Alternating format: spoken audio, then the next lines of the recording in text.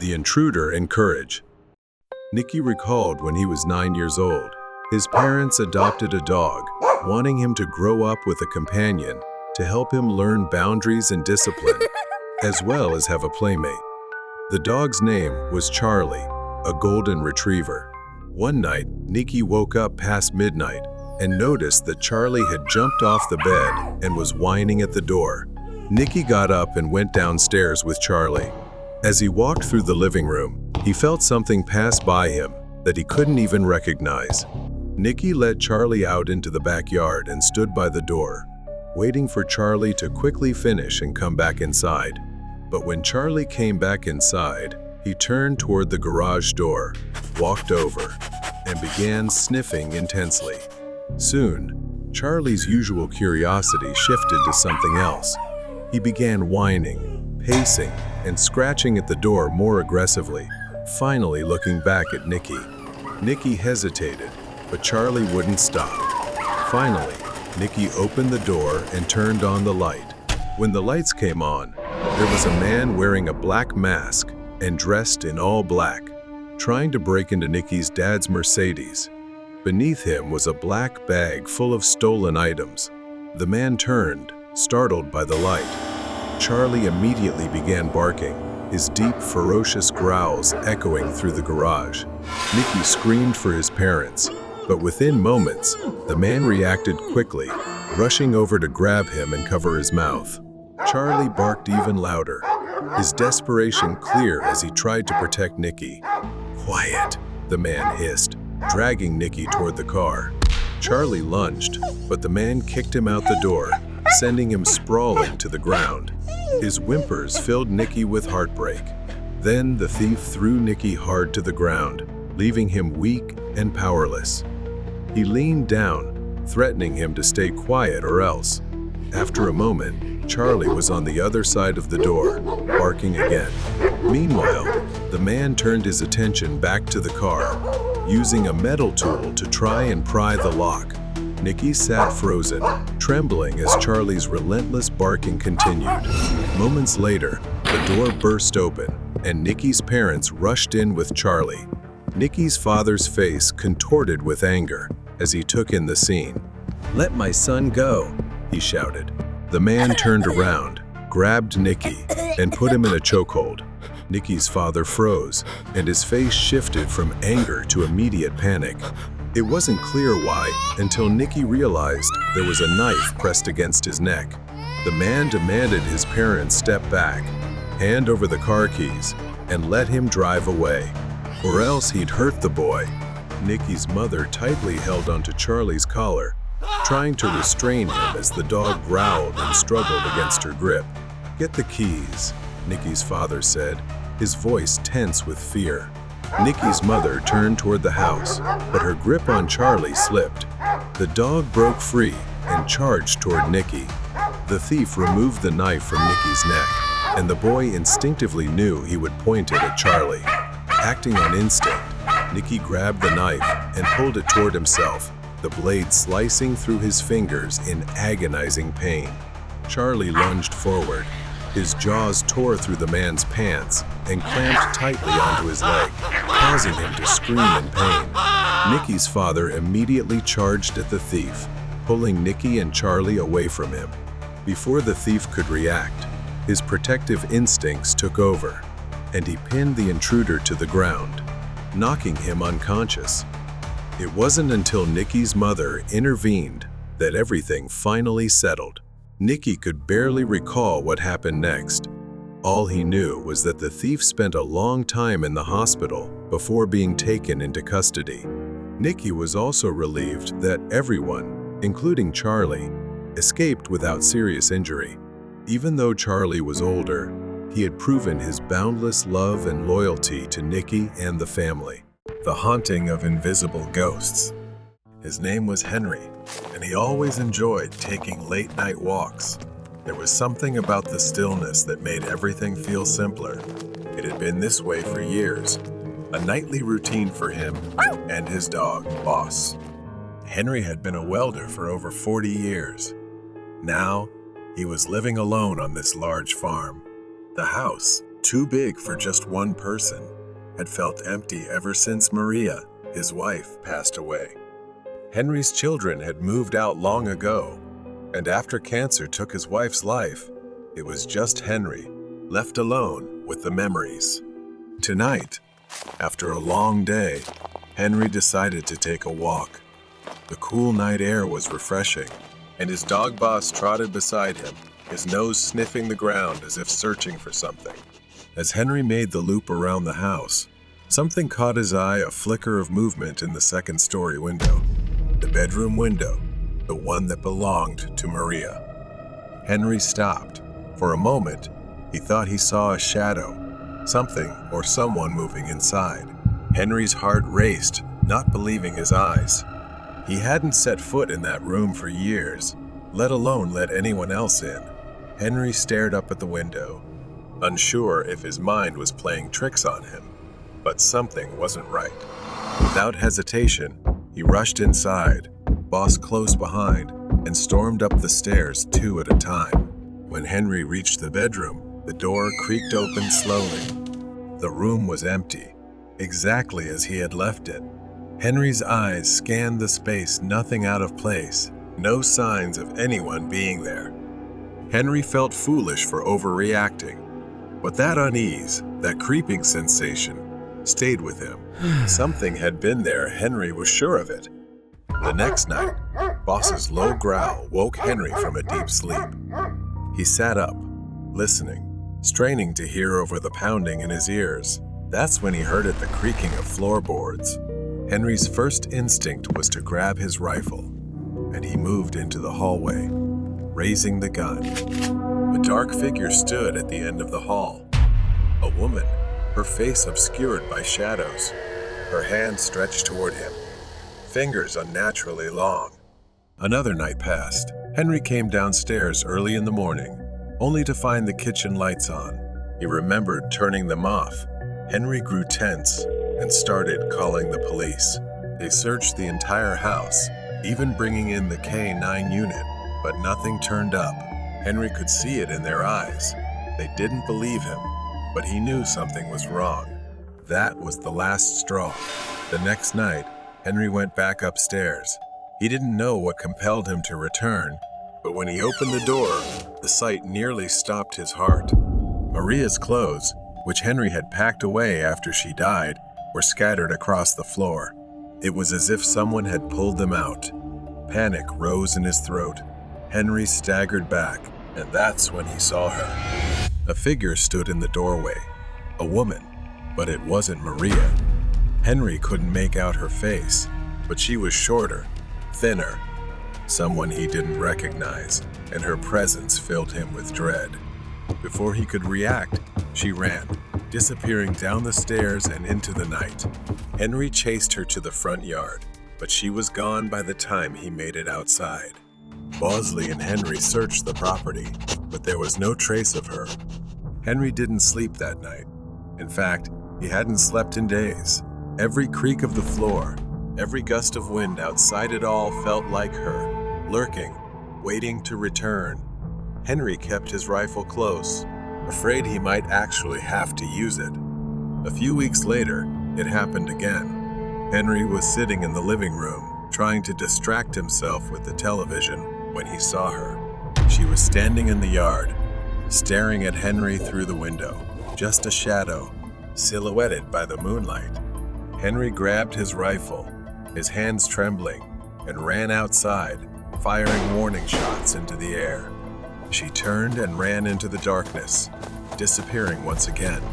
The shots had probably scared her off for now, but deep down, he knew this wasn't over.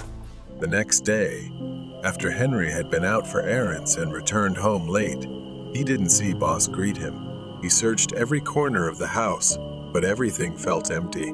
But Henry still had one last room to check, Maria's room. He stumbled into the bedroom, the door creaking open. Maria's clothes were no longer scattered across the floor. They were neatly hung. But what Henry dreaded had come to pass. The woman was still there, sitting on the bed, staring at him. Her eyes gleamed, and she smiled a cold, twisted smile. She whispered that she had been waiting for him. Henry froze, shocked. He couldn't believe what he was hearing. That voice, it was Maria's. But something was wrong. It was cold, hollow.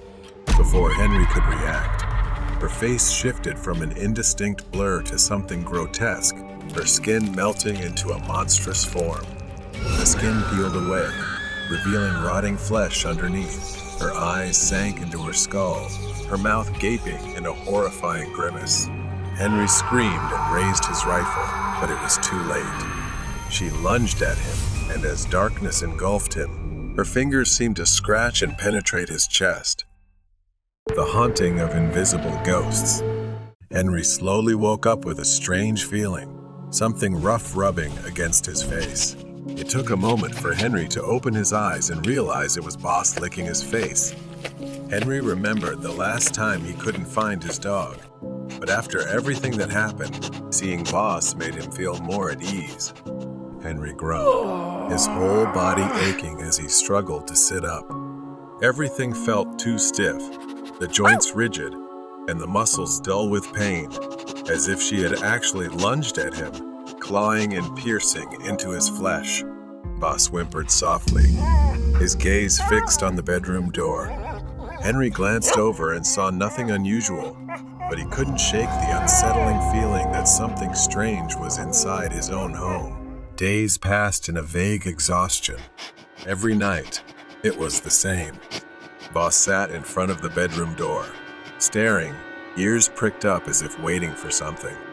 Then, like clockwork, at that exact hour, he would start barking, the sound echoing throughout the house, jolting Henry from his restless sleep. He would get up, gun in hand, and search the house, but he never found anything. The house remained silent, the darkness unchanged. He tried to convince himself that it was just Boss being protective, or perhaps reacting to something normal outside. One night, the barking started again, more intense than ever. He jumped up, hurried down the stairs, gun at the ready, and froze at the sight before him. There, near the living room window, Mari was standing. Her face was gentle, hair flowing in the wind. Henry was paralyzed, an uncontrollable feeling swelling within him. Henry hadn't seen her in years. For the first time in months, he felt a sense of comfort. Boss fell silent, his barking turning into a faint whimper, as if something wasn't quite right ahead. He slowly approached the window, but then something changed. Henry stepped back as Mari's gentle form began to fade, her features distorting, as if cracking horribly, her joints twisting grotesquely, unnaturally. Her eyes seemed to darken, sinking into her face. Her mouth stretched into a wide grin, revealing sharp teeth, with black slime oozing through the cracks in her face. He suddenly realized she had come, perhaps deceiving him and appearing in the form of Mari's spirit. He knew that couldn't be his wife. The figure by the window vanished, dissolving into the darkness like smoke. Henry rushed outside, desperately searching for her, or it, whatever he had just seen. He circled the house, calling for Mari, as if somehow she might still be there, but there was no one. As Henry turned the corner of the barn, he suddenly felt an icy chill. The world around him seemed to shift. The night grew unnaturally dark. It felt like the darkness was swallowing the farm. He heard a whisper, soft and mocking. Henry. It was her voice, but distorted and broken, drawing him toward the barn. Henry pushed open the barn door, and there she was again, Mari standing motionless. The whispers grew louder around him. Come home, Henry. It's time. The voice echoed from every direction. The darkness closed in, pulling him to his knees as if hypnotized to obey. Her form began to twist again, skin peeling away, revealing a skeletal grin beneath. The barn door slammed shut behind Henry with a piercing noise, swallowing the faint light of the moon. The air filled with voices chanting Henry's name, full of malice. He stumbled back, desperate to escape, but the ground beneath him gave way, sending him plunging into a deep, cold pit. He landed hard on a damp surface. Henry reeled from the overwhelming stench of decay, and as he looked around, rotting corpses with sunken eyes stared back at him. He tried to climb out, but the walls of the pit were slick. The bodies began to move, their skeletal hands reaching out, grabbing Henry's legs, pulling him down. A grotesque figure emerged from the darkness above. It was her again, a monstrous version of Mari. Limbs elongated, her smile impossibly wide, filled with jagged, blackened teeth. Henry, it's time to join us, she said. Then suddenly, Henry found himself in Mari's old room. The figure leaned closer, its icy breath brushing against his skin. You can't escape, Henry.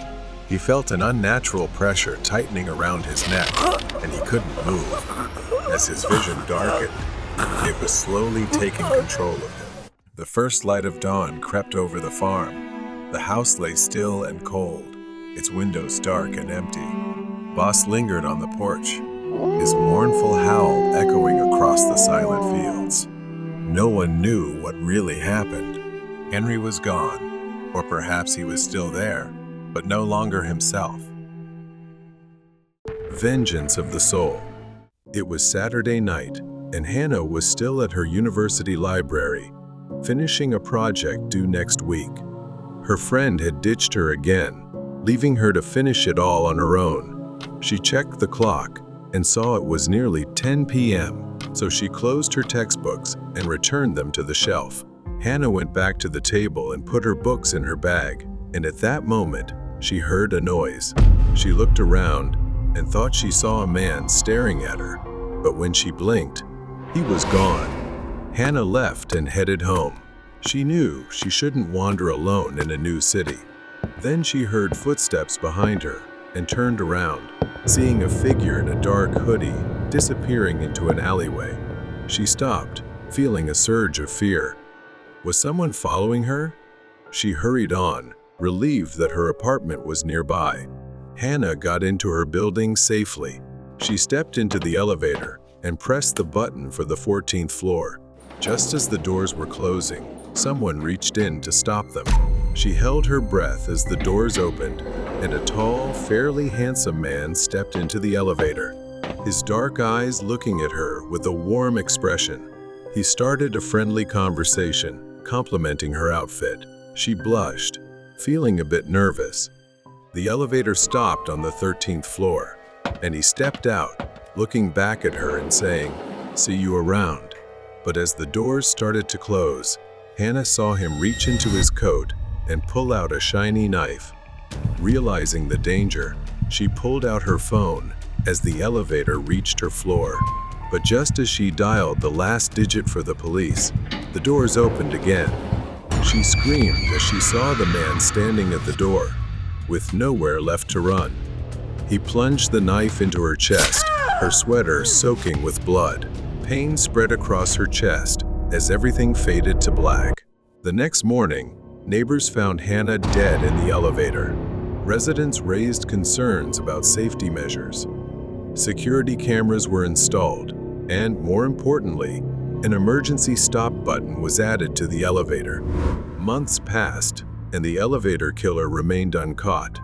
He prided himself on getting away with the perfect murder and wondered if he could pull it off again in the same building.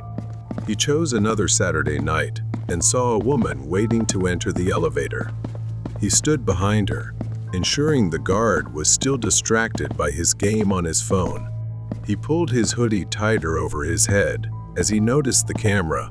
The doors opened, and the woman stepped inside. Just like before, she pressed 14, and he said he lived on the 13th floor as he pressed the button. But the woman didn't respond. She seemed strange, her head bowed, her hair covering most of her face. She wore a white dress and was barefoot, which he found odd, but her appearance didn't concern him. He kept a knife in his pocket, eager to use it. The 13th floor arrived, and he began to step out. He was ready to repeat what he'd done before, But as he turned back, he realized she was no longer in the elevator. Confusion crossed his face. He was certain she'd been there, but now the elevator was empty. He went in to check. The elevator door suddenly closed, and the overhead lights crunched and dimmed. He heard a hiss. The man felt the hairs on the back of his neck stand up as a chill ran down his spine. The guy looked up, and his eyes widened. The woman was crawling on the ceiling, her hair growing long and slithering like a snake. Her eyes were bloodshot, and her smiling mouth revealed many sharp teeth. He noticed a blood stain on her sweater and realized she was Hannah, the woman he had murdered. Hannah's spirit reached out, grabbing his neck, savoring his terror. Then Hannah pulled him into her bloody mouth, her razor-sharp teeth waiting for him. His screams echoed within the metallic confines of the elevator, but no one heard. The killer became nothing more than a memory, consumed by the very spirit he had created. The Curse of the Doll. The sun was setting as Claw walked home alone. Suddenly, an elderly woman appeared, dressed in tattered clothes, approaching her. The woman approached Clara, extending her hand which held an old, creepy-looking doll. What was strange was that the doll's head was tilted at an odd, unnatural angle, with a deep crack running down its body. At first, Clara intended to walk past, but something compelled her to stop. She gave the woman a few coins, and the doll was pressed into her hands before the woman left immediately. Clara returned to her apartment, the doll in her hands. She felt a shiver run down her spine, but dismissed it as just the chill of the night air. As she unlocked the door and stepped inside, she was completely unaware of the faint, soft footsteps following her. Claw held the doll up. Its lifeless eyes stared blankly, as if looking right through her. An uneasy feeling washed over her as she grasped its broken body and placed it on a high shelf before turning away. That night, Claw lay in bed. She tried to sleep, slowly turning onto her side. And right there, beside her pillow, was the doll, its broken neck tilted to one side. Its eyes stared hauntingly at her. She snatched it up and tossed it aside. The next morning, before heading to work, Claw paid little mind to it. She picked it up, glanced at it for a moment, then temporarily set the doll on the sofa. However, when she returned that evening, she found the doll in an odd position. Unexplainably, it was sitting on her bed in her bedroom, even though Claw had closed the door beforehand. She was certain she had left it in the living room. Claw furrowed her brow, glancing around her apartment, but saw nothing out of the ordinary. But soon after, she began to notice that her doll seemed to be moving around the room. In the following days, these occurrences seemed to persist. She began to see sticky notes scattered throughout their apartment, with phrases like "hello" and "it's broken." These notes were written on leather paper, something they didn't even have in the house. One afternoon, while alone in the apartment, Claw heard a faint rustling sound, as if someone was moving inside. She froze, straining to listen. After a moment, she began searching the rooms but found no one. However, on the bedroom floor, she saw the doll lying face down, its neck broken at an odd angle. A sharp pain shot through her chest, and she glanced at her hand, horrified to see bloodied scratches. The streaks of blood ran down her palm, though she had no idea how they got there. She stared at the doll, feeling as though its lifeless eyes were mocking her. What she couldn't understand was that within 2 days, the scratches vanished as if they had never existed. That night, Clara lay in bed, nervous. She tried to close her eyes, but a faint whisper echoed throughout the room, growing louder and louder until she could clearly hear the words, "It's over." Suddenly, a pressure bore down on her, and her eyes flew open to find the doll just centimeters from her face. Its eyes locked onto hers. Claw gasped for breath. She sat up, but the doll had vanished. It remained on the shelf as if it had never moved. Days passed, and Claw became increasingly withdrawn, her face pale, eyes dim. The presence of the doll seemed to grow, draining her energy. In a final frenzy, Claw found a metal bin in a nearby alley and threw the doll into the fire. The fabric doll burned, and Claw looked away, believing it was all over, and went home. But when she returned, the doll, singed but seemingly unharmed, sat inexplicably in her room. She felt powerless and exhausted. She picked it up. Suddenly, she collapsed to the floor, a strange sensation washing over Claw, as if her soul was being pulled from her body, drained by the doll. The next morning, an old woman stood in an alley. In her hands, she tightly clutched the tilted doll. People passed by, avoiding looking, instinctively feeling uneasy before her presence. Then there was a girl whose expression was more curious than scared. Her eyes stared at the doll, a curious excitement flashing in her gaze. She walked over and held out the doll.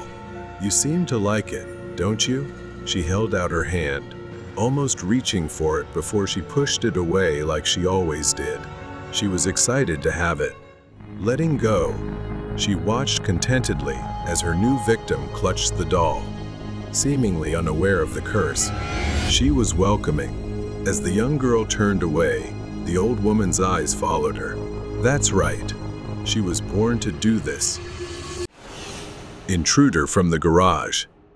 It was just another long, dull day at school, but as I walked home, the excitement of Friday lightened my mood. No school tomorrow. I could finally relax. As I approached my house, I noticed something odd. The garage door was wide open, and the light inside was still on. My dad had left earlier that day for a business trip, so he must have been in a hurry and forgot to close it. I didn't think much of it at the time. I stepped into the garage, turned off the light, and pulled the door shut. The quiet of the house greeted me as I stepped inside, and the thought of having the entire place to myself made me feel free. My mom had gone to a friend's house for the evening, so I was all set for a night of gaming and movies. Hours passed as I got lost in my game. The house was silent, except for the occasional sounds from the TV. I decided to grab a drink, and as I walked into the kitchen, something caught my attention. The garage light was on again. I froze, a strange, eerie feeling creeping over me. Did I forget to turn it off? Or had my mom come back? But I didn't hear her come in. My heart began to race as I approached the garage door, my steps growing heavier. The moment I stepped into the garage, I saw that every drawer in my dad's workshop area was open. His tools were scattered across the floor, as if someone had been frantically searching for something. But no one was there. I hurried back inside, locking the garage door behind me. Something was wrong. I could feel it. I started heading back to the living room, planning to watch TV and try to calm myself down. Then, from behind me, I heard the garage door handle rattling violently. I froze, staring at the door, watching it shake harder and harder, as if someone on the other side was desperately trying to get in. I grabbed my phone, my hands trembling, as I realized I needed to get out of the house. In my panic, I didn't notice that the noise had suddenly stopped. The silence was eerie, too silent. I ran straight for the front door, my only thought being to escape. But as I entered the living room, I froze in my tracks. Someone was there, a large man, his back turned to me. In his hand, he gripped an axe tightly. It must have been taken from my dad's workshop. I held my breath, terrified that he would turn around and see me. The TV was still playing, masking my footsteps, and I knew this was my only chance. Going upstairs was not an option. I quietly turned back and headed for the back door, trying to stay calm. Once outside, I didn't stop running. I hurried across to my neighbor's house. Panicked, I banged on their door until they let me in. I waited there, staring at my house from across the street, praying the intruder wouldn't come looking for me. I pounded on my neighbor's door, and it felt like hours before Mr. Thompson finally opened it, his face etched with confusion. I told him everything that had happened. Mr. Thompson, a retired firefighter with a strong sense of duty, grabbed a flashlight and an old baseball bat. He assured me he would check the house and that everything would be fine. Reluctantly, I stayed behind, watching him cross the street. My body was still shaking with fear. My anxiety grew as I watched, unable to shake the feeling that something terrible was about to happen. I had called the police. They were on their way, but the thought of that man in my house, wielding my dad's axe, haunted me. I watched as Mr. Thompson cautiously approached the front door, shining his flashlight across the windows and garage. He disappeared inside. I strained to listen for anything, but everything was eerily silent. Suddenly, I saw him step outside. From across the street, his voice echoed faintly. "There's no one in there. The house is empty." A wave of relief washed over me, but I knew I still needed to stay cautious. As Mr. Thompson began walking back toward me, that gnawing sense of unease returned. Before I could voice my concern, a shadow moved behind him.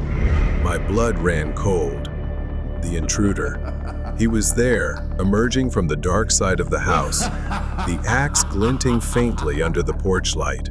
I screamed, trying to warn Mr. Thompson, but it was too late. As he turned, the man lunged at him. A fierce struggle broke out. Mr. Thompson swung the baseball bat, but the intruder was strong. The two grappled, the axe coming dangerously close to Mr. Thompson's head as they stumbled across the lawn. My legs wouldn't move, paralyzed with fear, as I watched the horrifying scene unfold. Each second felt like a nightmare. Mr. Thompson managed a strong swing with the bat, striking the man's ribs, but it wasn't enough. The intruder roared in pain, but instead of retreating, he raised the axe, ready to strike. Just as the axe came down, Mr. Thompson threw himself to the side, narrowly dodging the blow. In that brief moment of distraction, Mr. Thompson delivered another blow, knocking the man off balance. I finally decided to rush forward to help, but before I could reach them, the sound of police sirens echoed in the air. He looked up at the sound of the sirens and, using his last ounce of strength, bolted toward the backyard. Mr. Thompson staggered to his feet, gasping for air but still steady. The police arrived just in time, their flashlights cutting through the darkness as they chased after the man. Within minutes, they subdued him. The man thrashed violently, growling like a wild animal, but the police swiftly restrained him, pinning him to the ground and cuffing his hands behind his back. I stood there, trembling, watching the entire scene unfold. Mr. Thompson approached me, clutching his side where he had been hit, but still managing a smile. "It's safe now," he said. I felt an overwhelming gratitude for being saved. I recounted every detail I could remember to the police, but all I wanted was to forget. I sat down on the steps of Mr. Thompson's porch, my body trembling, watching the man sitting in the back of the police car as it drove away. It was over, but the image of the intruder's face, his crazed eyes, and the sound of the axe slicing through the air would haunt me forever. Mr. Thompson sat next to me, placing a reassuring hand on my shoulder. "You did the right thing, kid," he said softly. "It's over now." But deep down, I knew the fear would stay with me. I would never forget how close I came to being caught in the grip of something truly evil. The Bloody Delivery. A quiet, secluded suburban neighborhood with winding streets and houses far apart. My name is Nick, and I'm just a pizza delivery guy trying to make a living. Tonight is cold and rainy, the kind of night where windshield wipers have to work overtime. I've been driving these streets for months now, delivering pizzas to people who barely acknowledge me. It's just a job, nothing special. But tonight, I stopped at the same old house. The house that always orders pizza at the strangest hours. It's so remote and isolated. It feels like it belongs to another universe. I've been here so many times I've lost count, but there's always been something off about it. I parked in front of the isolated house at the edge of town, stopping at the end of the gravel driveway, headlights illuminating the crumbling porch. The house looked like it hadn't been cared for in years. Overgrown grass, dusty windows, darkened by old curtains swaying in the wind. I took a deep breath, grabbed the pizza box, and stepped up to the front door, knocking on the heavy wooden frame that echoed loudly. For a moment, nothing. Then, the door creaked open. A woman stood there, her faint smile barely lighting up her pale face, illuminated by dim light from inside. Yet her eyes were distant, unfocused, shadowed. "Here's your pizza," I said cheerfully, trying to shake off the unease creeping up my spine. She reached out for the pizza box, her hand extending. But something about her hand caught my eye. As I handed it to her, I noticed bruises, dark, swollen marks on her pale skin, as if they'd been there for days. I froze for a second, standing there, unsure if I should say something, but decided against it. I quickly withdrew my hand and forced a smile. "Thanks," she mumbled, almost robotic, before pulling the pizza box inside and shutting the door. I got back in my car and sat for a moment, thinking. The rain kept pouring, and the world outside felt heavy. I couldn't shake the image of her trembling hand as she took the pizza box from me. But I drove away, trying to push it out of my mind. It was just a strange coincidence, I told myself. Weeks passed. Same routine. I delivered pizza to the same house every few days. I started to feel uneasy, my curiosity growing. One evening, after handing her the pizza, I hesitated and asked, "Excuse me? May I ask something?" But the woman only smiled faintly, shook her head, and closed the door, leaving me unsettled. Each time, the bruises and scratches on her hands seemed worse, this time even on her face, as if they had just healed and then reappeared. My instincts told me something was very wrong. Tonight, there was no regular order, but then I noticed something strange, a note hastily written in black ink taped to the door. It read, "Deliver to the back door. Knock 3 times, hard." I followed the instructions. This time, it wasn't her but a man. He stood there, bloodshot eyes, clearly intoxicated, his breath reeking of alcohol. He didn't say a word, just glared at me. I instinctively stepped back, trying to keep calm. He reached for the pizza box, snatched it from my hands, stepped inside and slammed the door shut. I left quickly. One evening, I drove past the house again, not to deliver this time, just passing by after my shift. My curiosity got the better of me, and I glanced at the house. In the second-floor window, a figure appeared behind the curtain, flashing a light 3 times, repeatedly, over and over. But then, I saw the shadow of a man behind her, raising his hand as if ready to strike. I froze for a moment. I sat in my car, unable to take my eyes off the house. Something inside me told me I needed to go back. I didn't know what would happen next, but I couldn't ignore it. She needed help. After some thought, I returned to the house, planning to make up an excuse, saying it was a promotional gift for loyal customers. I felt I needed to see the woman again to make sure she was okay. The woman opened the door to pay, her eyes darting down to her hand as if she was deciding whether to say something. I followed her gaze. Then, her hand slowly moved down in an unusual way. She folded her thumb into her palm, then folded all her fingers down. At first, I didn't understand, but then I remembered learning about warning signals. It was the SOS hand signal for help. Before I could react or ask her what was happening, The man appeared behind her and shoved her back.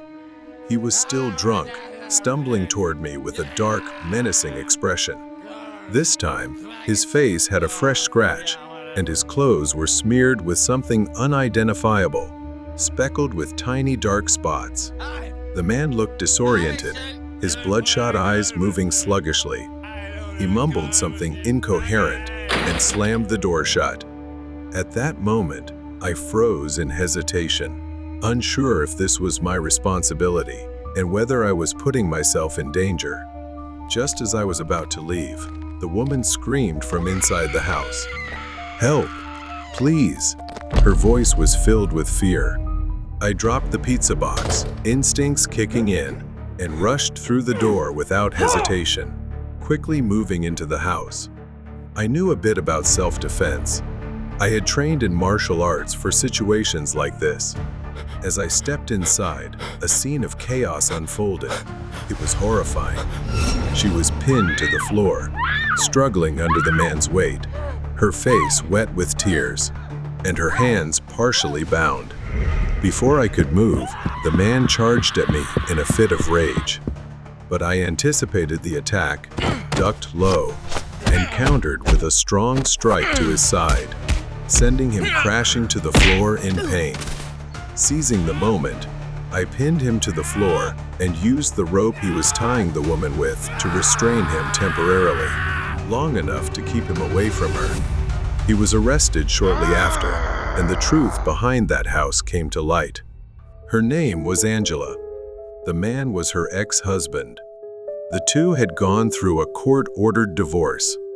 After she refused to reconcile with him, he kidnapped and tortured her, planning to force her into submission. His recent behavior was the result of a psychotic episode. His obsession turned deadly when she tried to escape. After the incident, I decided to quit my job, unwilling to continue such a dangerous line of work. Angela is now living a happy life with her daughter and her new husband. The eccentric person on the bus. The cold and quiet night in a small town. Bella often took the bus to get to her workplace. Every day, Bella waited at the same bus stop, quietly watching the world pass by while sipping her coffee. One evening, as usual, she waited for the bus to return home. But there was a man who caught her attention, sending a slight chill down her spine. A man in his 30s, disheveled hair, unshaven, boarded the bus after her.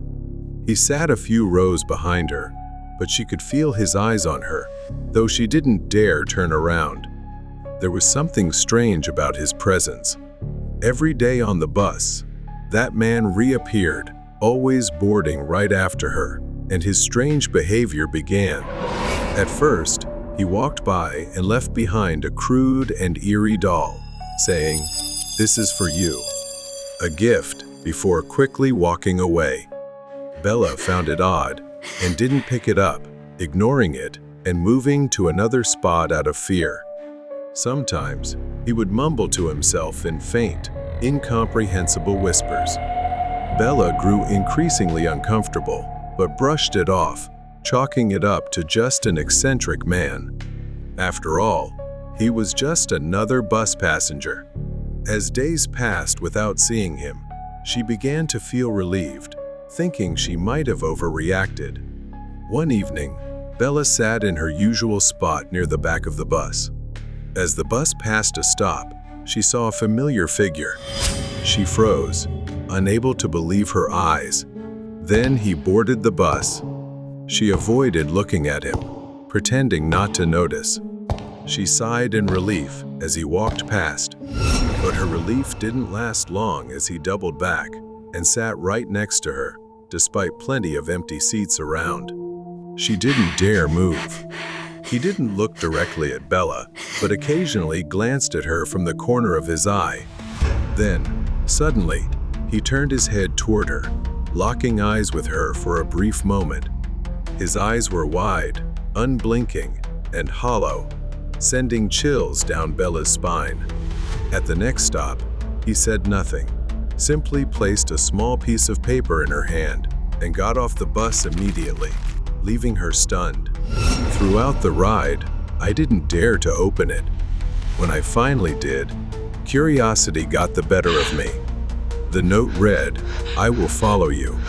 Bella's heart raced as she hastily got off the bus. Bella hurriedly stepped off the bus and started walking faster, but then she heard footsteps behind her. When she turned around, no one was there. As soon as she entered her room, she locked all the doors and pulled the curtains tight, trying to shake the feeling of being watched. But then, from the window, she saw his figure lurking at the edge of the road, watching her. She couldn't tell if it was real or just her imagination driven by fear. The next day, Bella took a different route to work, avoiding buses entirely. But paranoia crept in. She began to feel like someone resembling the man from the bus was watching her from alleys, observing her from afar. Then the nightmare struck. A cold hand grabbed her wrist. Startled, she turned around in shock to see him, the man who had been following her from the bus. He gripped her tightly and said in a chilling voice, "You don't need to be scared. I just want to make sure you're safe." Bella was too terrified to think, only desperate to escape. She screamed, "Let me go," but it didn't change anything. His eyes were locked onto hers, unblinking. Luckily, Bella had prepared for the worst. She pulled a can of pepper spray from her pocket and sprayed it into his face, leaving him writhing in pain and temporarily blinded. Terrified, she ran without looking back and collapsed at a small roadside diner nearby, seeking help. He was apprehended shortly after being reported. He confessed that his obsession with Bella stemmed from her uncanny resemblance to his late girlfriend, who had died in a bus accident he couldn't prevent. He was diagnosed with PTSD, and seeing Bella on the bus had triggered his obsession. The man was later admitted to a facility for treatment. Bella, though still haunted by the events, found solace in knowing that the man wasn't truly a threat, but a broken soul lost in his past. But after all, everything had finally come to an end. The obsession with the forgotten hospital. My girlfriend and I are passionate about road trips, but things wouldn't have taken a turn for the worse if our passion had stayed within its limits. On a rainy day, Stella and I were on our way back from a road trip. The rain grew heavier, and driving became challenging amidst the storm, so we decided to pull over on the highway shoulder. I worried that waiting on the highway during a storm wasn't a safe choice. I was pondering what to do next when Stella said, Look, Mark. "There's a building at the left, turn up ahead." I followed her gaze and saw a structure peeking out from behind the trees at some distance. Stella said, Let's go there. We might find shelter for the night. At the time, it seemed like a good idea. I realized it was an abandoned hospital. We got out of the car and ran inside. The large glass door at the entrance was shattered. As we stepped into the hospital, I realized no one had been here in ages. Furniture was broken, and shards of glass were scattered everywhere. Rain seeped through the damp ceiling and dripped onto the floor. The sound of water droplets mixed with the creak of rust. The wind howled through broken windows, creating an eerie atmosphere. Stella whispered, "This feels like an adventure." Stella was a horror writer, so an eerie setting like this excited her. We'd explored many abandoned places for her creative inspiration. I chuckled and said, "Let's look around. Who knows, you might find a story here." If I'd known my joke would turn into a nightmare, I would have left right then. Stella and I began exploring the place, turning on our phone flashlights. To the left was a hallway, lined with several rooms. We entered the hallway and opened the first room. Inside was an old, dirty bed. Near the bed were a table and a chair. What caught my attention was the safety straps attached to the bed handles. I'd never seen hospital beds this strange before. Most of the rooms were like this. After a while, Stella grew bored and said there was nothing to see here and suggested going upstairs. We climbed the stairs, cobwebs and dust everywhere. The hallway upstairs was littered with broken glass and damp clothes scattered everywhere. When I shone my flashlight on the walls, I saw disturbing drawings, demonic faces etched onto the walls. Someone had even written, "You will not escape." I felt uneasy seeing all this and told Stella, maybe we should wait in the car. The rain will stop eventually. Stella teased and mocked me. At the end of the hallway, there was a large door with the words "Surgery Department" on it. Stella was looking at the graffiti on the wall. I asked her, "What do you think happened here?" Stella smiled and said it was just a surgery room. I pushed the door open with annoyance, and with a terrible creaking sound, it opened. I've never seen such a strange operating table before. It looked more like a stretcher, but it had handcuffs and leather straps. Stella's face went pale as she examined all of it with a genuinely terrified expression. I approached the operating table. There were surgical tools lying on it. These tools looked quite different. Scalpels resembled small saws, and there was also a drill. I picked it up and examined it. I told Stella and wondered aloud what this tool was used for. Stella looked at it with frightened eyes and said she didn't think this was a normal hospital. She explained it used to be an asylum. That's why there were leather straps and handcuffs on all the beds in the rooms. Before I could process it, my eyes were drawn to the tip of the drill in my hand. Something dark was dried and speckled on its edge. I shone the light on it and was horrified to realize it looked like dried blood. There was something like a freezer. Stella rushed over and opened it. She started screaming. A horrifying sight lay before us. Inside were numerous jars, emitting a foul stench. They contained ears, noses, and other unidentifiable parts. We couldn't believe our eyes that patients were treated in such grotesque ways. Then I saw one jar. It resembled a model of a human head with its eyes closed. But what happened next still chills me to this day. As we stared at it, it suddenly opened its eyes. We stumbled back, terrified, and began running for our lives. When I looked back, I saw a dark figure chasing us. Sprinting forward, we could hear the screams of hundreds of voices emanating from the asylum, crying out in agony. Stella and I bolted out of the asylum and jumped into the car. Without a second thought, I slammed the gas pedal so hard the car screeched. Somehow, we were lucky to have survived. Stella later researched the abandoned asylum. She discovered that it once housed insane criminals and intellectually disabled individuals, but the doctors running it would often torture them and conduct inhumane experiments on them. After a series of protests, the asylum was shut down, and all records were erased. Locals feared the place, even during the day. They believed the countless souls of the tormented patients still haunted the site. The Cursed Game. The Willis family's house, her neighbors, stood quietly at the end of a dimly lit street. The sun was setting, casting an orange glow over the neighborhood. Lily, who had done many jobs before, was starting her first day babysitting this time. The cozy living room was scattered with toys. Lily was greeted by Angie, a curious little girl. After listening to the parents' instructions and seeing them leave, the house was left to the two of them, growing silent. Angie leaned forward, her eyes lighting up mischievously. Let's play a game. Call Mary. Lily froze, letting out a nervous giggle. Angie tugged on Lily's sleeve, her wide eyes pleading. Please, Lily. Just this once? I won't ask for anything else. Lily hesitated, but Angie's persistence made her relent. Angie explained to Lily that they had to go into the bathroom.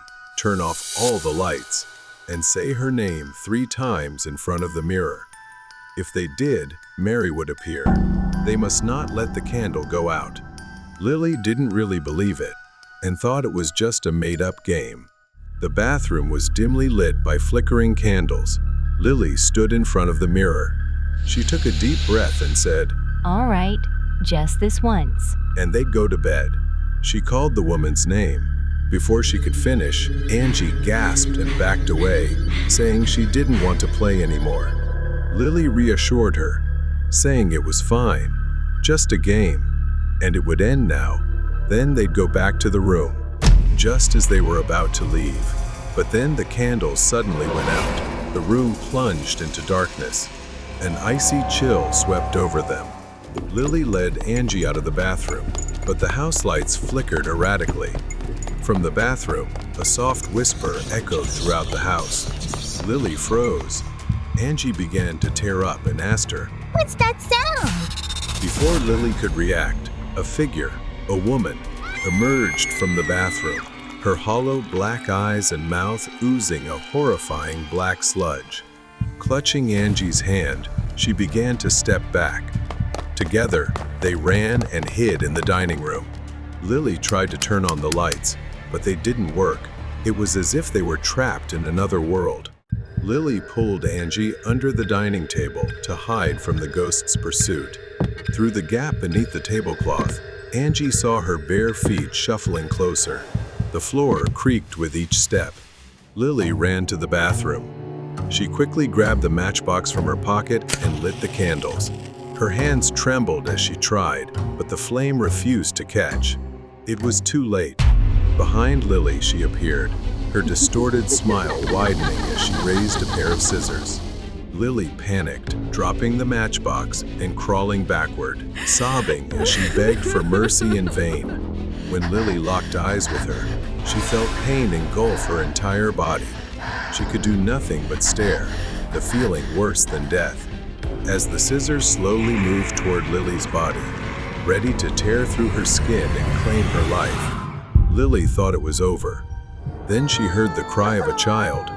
Suddenly, the lights came back on. Angie stood holding a candle and screamed. Leave her alone. Seeing this, Lily chanted her name 3 times to end the game. The candles suddenly flared to life. A piercing scream shook the house as she dissolved into a cloud of black smoke. Angie clung tightly to her. She's gone, right? Lily nodded, but her eyes remained fixed on the dark bathroom door. The Willis parents returned to find Angie asleep, with every light in the house on. Lily managed a tired smile. That day was Lily's first and last day as a babysitter. She had seen many things in her life, but nothing compared to what happened that night. Even if you don't believe, don't take the risk. The Murderer on Christmas Night. Christmas is usually a time of peace and joy, but sometimes it's when the strangest and most terrifying things can happen. The story is about when I was a child.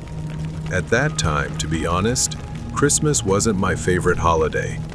Sure, the gifts, food, and Santa Claus were great, but somehow, all of that always felt empty to me. While everyone was gathered talking, I went to the dining room to play alone, and that's when everything started. At that time, I thought maybe I had watched too many horror movies, but I swear I saw someone through the window. A shadow passed by the window, just for a second. It was a person, but their face wasn't normal. The man wore a grotesque, demon-like mask. I froze in place. I moved closer to the window to see better, but there was nothing there. I thought maybe it was just my imagination. Then, suddenly, the man lunged forward with the mask, his mouth twisted into a wide, grotesque grin. He gently tapped on the window and pointed at the front door. After that, he moved away from the window and walked toward the front door. A few seconds later, someone began knocking on the door. I ran to warn my dad, but he brushed it off, thinking it was just Uncle Henry bringing in beer. He even joked that I was probably imagining everything because I was bored. My dad hesitated as he stepped toward the door, reluctantly opening it. It was Uncle Henry, which confused me even more. I didn't know what was going on. Despite Uncle Henry's comforting presence, the strange feeling I had didn't go away. I didn't know what to say anymore. I was scared, but my dad seemed to think it was just a prank. My body trembled as I went back upstairs, locked the door, and shoved a chair under the doorknob, trapping myself in my room, trying to escape the growing fear inside me. As night fell, and the family gathered outside to watch the fireworks, I stayed inside, staring out of my bedroom window at the bright lights. Suddenly, someone began knocking on my room door. I was about to open it when I realized something was wrong. I looked back out the window. My mom, dad, grandparents, and uncle were all downstairs. So, who was knocking on the door? I stepped toward the door, my hand trembling as I touched the doorknob. I paused for a second, then looked through the peephole. It wasn't my parents. It was him, the man wearing the demon mask. His voice was deep, but I could still hear it clearly. There was no mistaking it. He insisted that I let him in, promising me horrors if I refused. He even taunted me, threatening to kill me like he had with other children. Terrified, the first refused to open the door, only to hear the door starting to splinter as the masked man tried to break in. I screamed for help, but they outside didn't know the danger lurking inside. In a desperate attempt to cry for help, at the same time, my parents struggled to open the locked back door, which had been mysteriously sealed from the inside. They were panicked, unable to get into the house. As the masked man continued pounding on the door, I watched in horror as the wood began to crack. He was close to getting in, and I could feel my life slipping away. The door shattered, and the man, his face still hidden behind the grotesque demon mask, stepped into the room. He grabbed my neck with terrifying strength. My body writhed, trying to escape his grip. My vision blurred, and for a moment, I thought this was it. But then, a loud crash sounded from outside the window. He looked up for a moment, distracted. My dad realized the severity of the situation, climbed the ladder to the window, and threw a rock through it. The glass shattered. Without hesitation, my dad climbed through the broken window and rushed into the room just in time to pull him away. He didn't stop there, though. He took a knife and lunged toward my dad. My dad tried to dodge the strike, but the blade grazed his shoulder painfully. Still, he pushed forward. As my dad desperately fought to subdue him, I grabbed a metal lamp from the bedside table and struck him on the head. He staggered back, dazed. Outside, the sound of sirens could finally be heard. We were saved at last. When they caught the man, he referred to himself as the Grinch. They said he was responsible for many child disappearances around my age, and some bodies had been found and buried in his backyard. Since that day, many months later, I still see a therapist because of that man. Every time I sleep, I dream about what would have happened if I hadn't locked my door. I survived, yes, but the nightmares will never leave me. Weird night at school. I work the night shift as a janitor at a local school. This job is quite fitting for someone who enjoys solitude. Just me, the empty school, and my mop bucket. I only talk to my coworker when absolutely necessary. Most of the time, we divide the school and don't see each other during the entire shift. One night, the school was completely silent. The only sound was the occasional echo of my mop hitting the floor. I've done this 1,000 times, but something about this night felt different, as though something was watching me from the darkness. I brushed it off and kept cleaning. I put on headphones, playing music low enough to still hear if someone was around, but everything seemed normal. I took a break to change the water in my mop bucket. When I returned, I noticed something strange. The wet floor sign I had placed earlier had fallen over. I sighed and stepped forward to pick it up, but that's when I saw them. Small, wet footprints leading away from the sign and down the hallway. I followed the footprints, which led to the staircase heading up to the second floor. I stopped, trying to listen for any sound. Then, I saw something move out of the corner of my eye. It was fast, a flicker of motion at the end of the hallway. I rushed to the end of the hallway, but no one was there. At that moment, I heard faint laughter, the giggling of a child. It echoed through the empty school, sending a chill down my spine. I turned, searching for the source, but saw no one. A loud crash suddenly broke the silence. The sound came from the first floor. My mop bucket had been tipped over, spilling water into a large puddle. My blood boiled with frustration. Someone was messing with me, and I wasn't in the mood for games. I grabbed a dry mop and started cleaning up. I couldn't shake the feeling of being watched as I tried to figure out what was happening. Were there students still in the building? Had someone snuck in after hours? I decided to talk to my coworker. Maybe she had seen something too. She laughed and told me I was joking with her. She looked at me, completely puzzled, shaking her head. I've been here the whole time. I couldn't make sense of it. I left her workspace and went back to finish my shift. Another hour passed.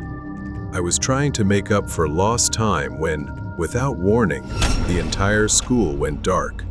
For a moment, I was surrounded by darkness. Then the emergency lights flickered on, bathing everything in a dim red glow. It felt like the entire building had turned into a horror movie set. I knew where the electrical room was, so I decided to head there. But before I could reach it, I heard a scream, my coworker's scream, echoing through the school, filled with terror. I ran toward the electrical room, fear welling up inside me. When I reached the door, I noticed it was slightly ajar. When I pushed the door open, I expected to see my coworker inside. Instead, there was a figure standing in the dark. I couldn't tell who it was, but something about it felt off. The figure moved closer. Before I could pull out my phone, it lunged forward and slammed the door shut in my face. Panicked, the first ran away. I needed to find my coworker. When I reached her area, her mop bucket was lying in the middle of the hallway, but she was nowhere to be found. I called out her name, but there was no response. The only sound was faint laughter, echoing again through the empty hallway. The whispers made me freeze. I turned quickly, gripping the mop handle tightly, ready to defend myself. I moved slowly and cautiously. Something was happening here, something I couldn't explain. I headed up to the second floor, where I had heard the laughter earlier. When I reached the hallway, I noticed something strange. The wet footprints, the same ones I had seen earlier, had returned. I stared at the small, damp prints, which seemed to be heading toward me. I ducked into the nearest classroom, slamming the door shut behind me. I leaned against it, trying to catch my breath, my hands trembling. That's when I saw the blackboard. Scrawled in large, jagged letters were the words, "Hello." Had someone come in here? But I hadn't heard anyone enter. Suddenly, I heard the door rattling. Something was trying to get in. The handle twisted violently, shaking as though someone, or something, was pounding on it. I backed away, gripping the mop handle like a lifeline. The pounding on the door stopped. I slowly crept toward it and pressed my ear against it. But there was nothing. I reached for the doorknob, turning it as gently as possible. I cracked the door open slightly and peered into the hallway. I cautiously stepped out, scanning for any signs of movement. I had to find my coworker. I couldn't stay in this school alone any longer. As I walked down, from where I stood, I saw a shadow at the bottom of the stairs. It didn't move, just stood there, a dark figure faintly visible in the red light. As I got closer, I saw a young boy, maybe 13 or 14, standing with his back to me, wearing a tattered school uniform. I reached out, hesitating for a moment before speaking. "Hey, are you okay?" The child didn't respond. I took another step forward, my hand trembling as I reached out to touch his shoulder. Then the child turned around, a horrifying mask, pale and soulless eyes, blood dripping from his nose, and a wide, toothy grin aimed at me. The child let out a blood-curdling scream that echoed through the stairwell, a shrill, piercing sound that felt like it was ripping through my skull. I staggered backward, dropping the mop. I ran as fast as I could down the hallway. I didn't care where I was going. I just needed to get out. The hallway seemed endlessly long in a horrifying way. I burst through the door into the gym. The gym was pitch black. I backed away from the door, my body trembling with fear. The footsteps stopped. The door remained shut. For a brief moment, I thought I was safe.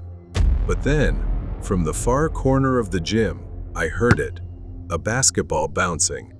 There, in the far corner, the child still stood, his face twisted into that eerie grin, holding a basketball and bouncing it slowly. Then the boy whispered, "Hello," his voice echoing through the empty gym. I stepped back, my legs trembling. The child took a step forward, then another. Each step was slow, deliberate, as though he was savoring the fear he was causing. I didn't think anymore. I bolted outside, running as fast as I could toward the parking lot. My legs felt like they would give out at any moment, but I kept running. I didn't stop until I reached my car. My hands shook as I fumbled with the keys, finally unlocking the door and jumping inside. As I started the engine, I looked back at the school. In one of the second-floor windows, I saw the child standing there, staring down at me with that twisted smile. I hit the gas and sped out of the parking lot. The image of that child burned into my mind. I didn't return to the school the next night. I never went back there again. The truck driver's scary encounter. The night was quiet, and I was out making overnight deliveries. Miles of open road stretched before me. I glanced at the clock. It was around 2:00 a.m. I decided to stop at a truck stop to refuel and use the restroom, knowing I wouldn't have another chance for quite a while. The truck stop was deserted, except for a few empty trailers parked nearby. I filled up my tank, breathed in the fresh night air, and then headed to the restroom. The stillness was unsettling, a strange quiet that made me feel restless. With a full tank, I climbed back into the truck, heading toward a stretch of road that would take me through dense woods. It was a long, desolate road, flanked by trees on either side, with no towns, no lights, just the road and the dark forest. An hour later, I was deep in the woods, half awake and half asleep, when something caught my attention ahead. At first, I thought I was seeing things, but as I got closer, I realized there was a figure standing at the roadside. The figure was motionless, just standing there, neither waving nor calling for help. They simply watched me pass by, their face a lifeless, emotionless mask. The figure faded into the darkness behind me as I continued driving, but I couldn't shake the image from my mind. About a mile later, I spotted another figure. This time, it was a woman. She stood at the roadside, wearing ripped jeans and a red sweatshirt. As I approached, our eyes met, and a wave of fear washed over me. She didn't move, didn't gesture. She simply stared, her gaze cold and unblinking. I glanced in the rearview mirror, catching a final glimpse of her as she turned her head to watch my truck go by. Her eyes locked onto mine through the glass. I gripped the steering wheel tighter, trying to shake off the fear and keep going. I turned my attention back to the road, and my heart nearly stopped. Lying in the middle of the road was a body, sprawled out, arms and legs wide. I slammed on the brakes, the weight of the truck lurching forward as I came to a sudden stop. My mind raced as I stared at the figure lying in the road. I couldn't tell if they were dead or alive, but they were completely motionless. There were no signs of an accident, no debris, no skid marks, just this body, as if they had simply lain down in the middle of the road. I felt the need to go outside to check on them. The forest loomed on both sides, dense and dark, and I couldn't shake the feeling that I was being watched, that there were eyes lurking in the shadows, just beyond the reach of the headlights. I slowly maneuvered the truck around the body lying in the road, my heart pounding, my mind swirling with doubt.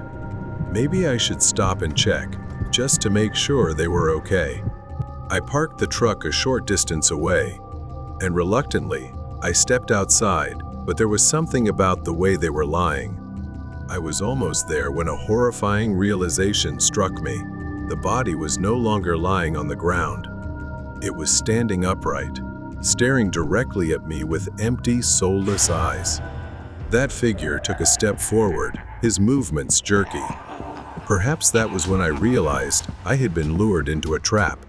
I turned to run back to the truck, but the figure lunged forward, moving quickly, intent on hunting me. I had no choice but to flee into the woods. Then I stumbled and fell hard to the ground. A sharp pain shot through my ankle as I tried to get up, but that figure had come closer, a malicious look on their face. I grabbed a fairly large broken branch and held it out in front of me as he slowly approached with a sinister smile. I fought back with everything I had, but he was very strong, moved quickly, and was brutal. When he kicked me in the hip, I staggered backward. I thought everything was over, but a loud explosion echoed through the trees. I followed his gaze and saw a hunter standing nearby, his rifle aimed directly at my attacker. Under the dim moonlight, the hunter's tough and determined face pulled the trigger. The attacker staggered back, clutching his shoulder, dazed for a moment. The attacker staggered, trying to flee, but he was no match for the hunter. The hunter quickly seized him, easily subduing him.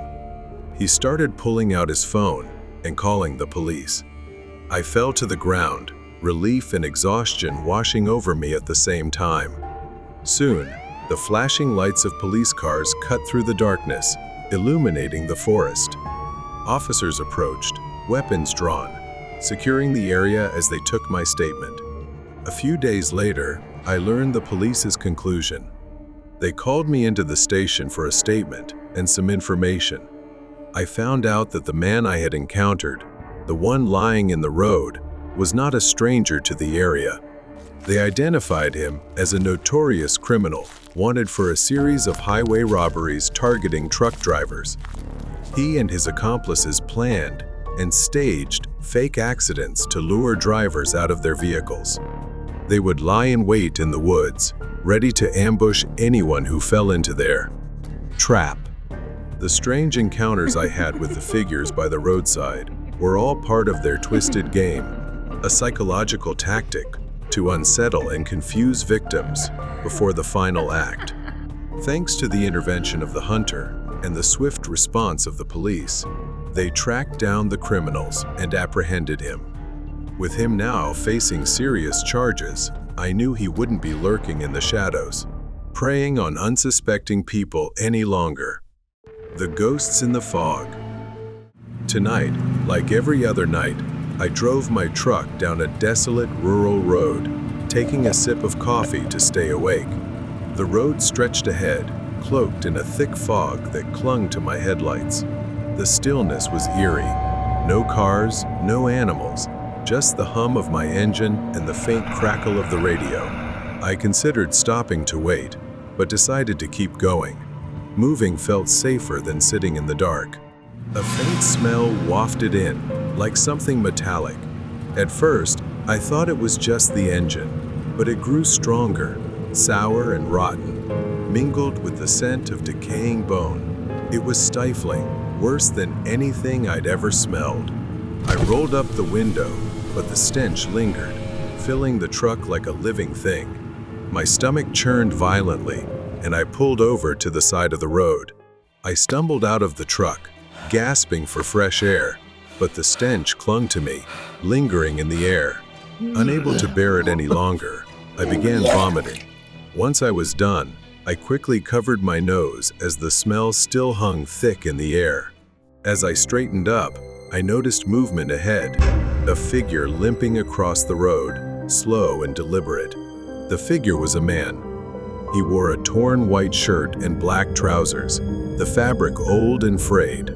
I froze, watching him cross the road, oblivious to the faint presence of my truck. His head was slightly bowed, his face obscured by the fog. I climbed back into the cab, intending to approach him. As I drove closer, my headlights illuminated the road ahead, revealing more figures emerging from the fog. All dressed in old-fashioned clothing, moved disjointedly. They limped in unison, heads bowed. They didn't seem to notice me or each other, moving toward the darkness on the other side of the road. I kept driving. Then, from the same direction, a smaller figure appeared, a child, maybe in their early teens. The dense fog surrounded him as he stood motionless on the road, head bowed. Uneasy, I thought the boy might need help. I stopped the truck and stepped out once more. I approached him. "Do you need help?" I called, my voice trembling despite my best efforts to stay calm. The boy didn't respond. Instead, his body remained unnaturally still, his head bowed like a puppet with its strings cut. A heavy silence blanketed the road. I swallowed hard and took another hesitant step forward. Suddenly, the boy's head snapped upward with a jerky motion, the crack of his neck loud enough to echo in the stillness. His face was pale and vacant. I stumbled backward as he tilted his head, as if studying me. Then an impossibly wide mouth opened, a gaping maw that hissed a single word.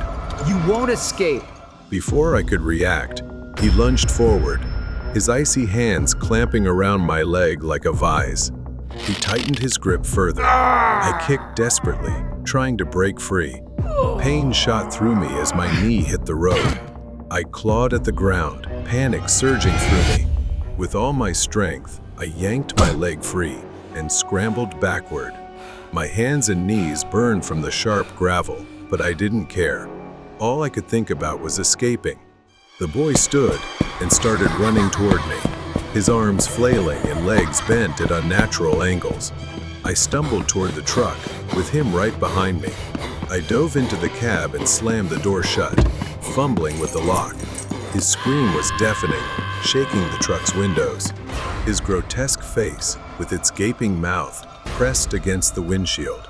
His hands slammed against the glass, leaving smears of something dark and viscous. Trembling, I turned the key and slammed my foot on the gas. The truck lurched forward, throwing him off the hood. His twisted body writhed as he stood back up. In the rearview mirror, I saw him standing in the road, surrounded by other nameless figures emerging from the fog. The road stretched endlessly ahead, the fog growing thicker.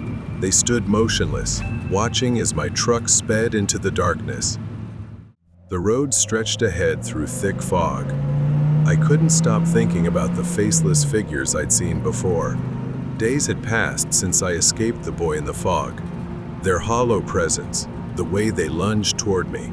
It felt like they were still out there, just beyond the reach of my headlights, waiting for me. But I couldn't turn back. My delivery had to be made, and this was the only road. Then that smell hit me again faintly at first. Metallic, but quickly turning into a stench, sharp and rancid, like rotting meat. My stomach twisted as I tried to breathe through my mouth, but it was no use. Ahead, my dim headlights illuminated an old sign by the roadside. It swayed lightly in the wind, its paint cracked and faded. Danger, though at the time, I had no idea of its significance. My headlights flickered briefly, catching the silhouette of a figure in the distance. I slowed the truck, squinting to see the figure more clearly. It was a man, limping across the road, his form distorted by the fog. I hesitated, unsure whether to stop. Then another figure appeared, and another. All of them moved in the same direction, heads bowed, their movements unnervingly stiff. I continued driving slowly, keeping my distance. The figures kept crossing, oblivious to my truck, disappearing into the fog on the other side. I gripped the wheel tighter. "Just people," I muttered, trying to calm myself. "Just people." Then my tires hit something wet and slippery, causing the truck to swerve. I slammed on the brakes, and then I saw it. A black, wet streak stretched across the asphalt.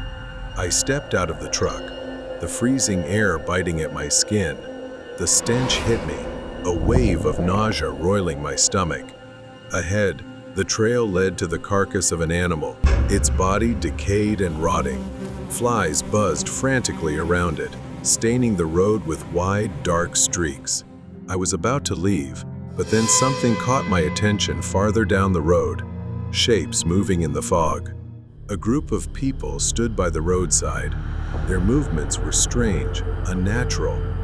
The next sound that reached me was growling, and perhaps chewing, as if they were gnawing on something. The fog thinned enough for me to see them clearly. I didn't know what they were, but they resembled the things I had seen before, only much more terrifying. Horrifying hollow cavities gaped on their faces and bodies, oozing a black, tar-like fluid. Some of them hunched over another animal carcass, gnawing on its remains with clawed, deformed hands. My gasping breath broke the silence. Then their movements suddenly slowed to a halt. For a moment, I froze, and the others followed suit, all raising their heads in unison. They were looking at me. Then they began running, charging toward me. Their bodies twisted and contorted, their growls morphing into frenzied screams. They were faster than I imagined. I stumbled, fumbling for my keys as I turned back toward the truck. The keys slipped from my hand and fell. I was only a few steps from the truck when something grabbed my leg. I fell hard, hitting the ground. One of them had grabbed my leg. My foot was slick with its slimy grip. In a moment of desperate panic, I twisted and kicked with all my strength to break free. I staggered to my feet and bolted for the truck. I slammed on the gas, speeding away from those grotesque creatures. I didn't stop. My hands ached. The road stretched ahead, silent. In the rearview mirror, all that remained was an empty highway. I swore I would never take that road again. I silently thanked whatever force had kept me alive. The ghost train on Christmas Day. It was Christmas Eve, and I was late for my flight. The snow was falling heavier than usual, and the slippery roads turned my usual route to the airport into a nightmare. I had to catch the last train out of town to make it to my flight. Otherwise, I'd be stuck until morning. I arrived at the station just in time to catch the train, which seemed unusually empty for such a busy night. It was an old model, not the kind of train I usually saw at this station. But I didn't have time to think about it. I hurried aboard. As I stepped onto the train, I noticed the conductor. He wasn't the usual friendly face I was accustomed to on my daily commutes. This man was older, gaunt, with tired eyes that made me uneasy. His uniform was dark and worn, as though it hadn't been cleaned in years. The inside of the train was just as strange, filled with the scent of old wood and something faintly musty lingering in the air. The train car was nearly empty, save for a few scattered passengers, but the atmosphere was tense, as if something wasn't quite right. I sat by the window, watching the snow fall heavier, blanketing everything outside. The train began to move, and I felt it sway slightly as it picked up speed out of the city. Then I heard the sound of a child crying, just a faint sob. At first, I thought I imagined it, but then it echoed faintly again, as if coming from somewhere near the back of the train. I tried to ignore it, but it echoed in my mind. I began to feel increasingly uneasy, glancing around again, but no one else seemed to notice the sound, which only made it worse. Then I saw him, the conductor. I asked him if he heard it. He said, "Not all passengers on this train want to be here, but they cannot leave." To my bewilderment, he walked away immediately. I steadied myself and turned to ask him about what he had just said. But strangely, he was no longer there. I stood up and walked toward the back of the train. My footsteps echoed in the silence. When I reached the next car, I froze in place. In the dim light, I could see a shadow. It was a child. He clutched a small, tattered doll in his hands, wearing what looked like outdated, shabby clothes. He didn't move, his head bowed. I asked, "Are you lost?" But there was no response. Suddenly, the lights flickered, and the train lurched forward, shaking violently. Without thinking, I reached out to steady the boy. The lights stabilized, but the train car was empty, completely deserted. I moved back into the aisle, trying to understand what was happening. The other passengers remained still, staring straight ahead, oblivious to the madness unfolding around them. Suddenly, I felt a cold hand grasp my arm, sending a shiver through me. The train shook violently again, and the temperature plummeted. I could see my breath in the air. The train screeched to a sudden halt, and I stumbled, trying to steady myself. The passengers were gone. The train was empty, except for the boy, standing with his back to me. He didn't move, just stood there with his head slightly tilted, as if waiting for me to do something. The doll in the boy's hand fell to the floor. I slowly approached him, bending instinctively to pick it up. When I looked up, my breath caught in my throat. The boy turned, and his eyes were voids of pitch-black emptiness, locking onto mine. His voice echoed coldly in the air. "They left me." I panicked, never having seen anything like this before. Before I could react, the sound of crying turned into an ear-piercing scream, deafening and spine-chilling. I lost my balance and fell backward in fear, my vision spinning as the boy stood still, seemingly unaffected. The train doors suddenly slid open. With trembling hands, I crawled toward the exit, desperately trying to escape. I staggered out into the freezing, eerily silent night. But when I looked back, the train was gone, completely vanished, leaving only an empty, snow-covered platform as if it had never been there. I don't remember how I got home that night. Every Christmas Eve since, I still wonder whether the midnight train was real or just a nightmare. Years later, on another Christmas Eve, I found an old article, a newspaper archive about a train that disappeared in a snowstorm many years ago. The article spoke of a missing child whose parents had abandoned him on that very train.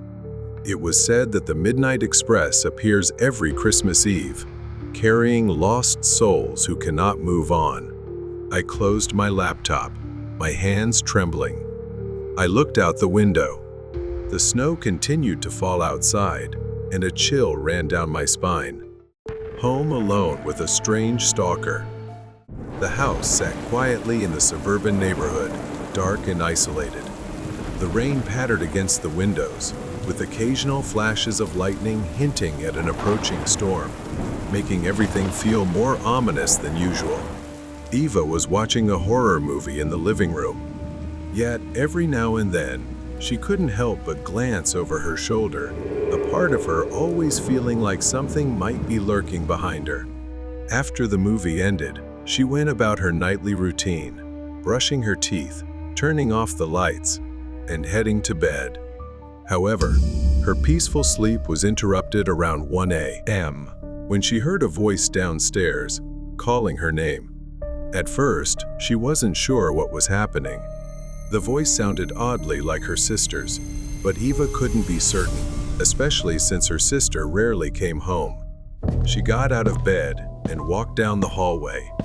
The house was pitch black, the thick silence broken only by the sound of her footsteps. She entered the kitchen. The lights flickered, and Ava saw something. A knife lying on the kitchen floor, one she distinctly remembered cleaning and putting away earlier. She looked around, but no one was there. A few days later, she still hadn't shaken off the feeling.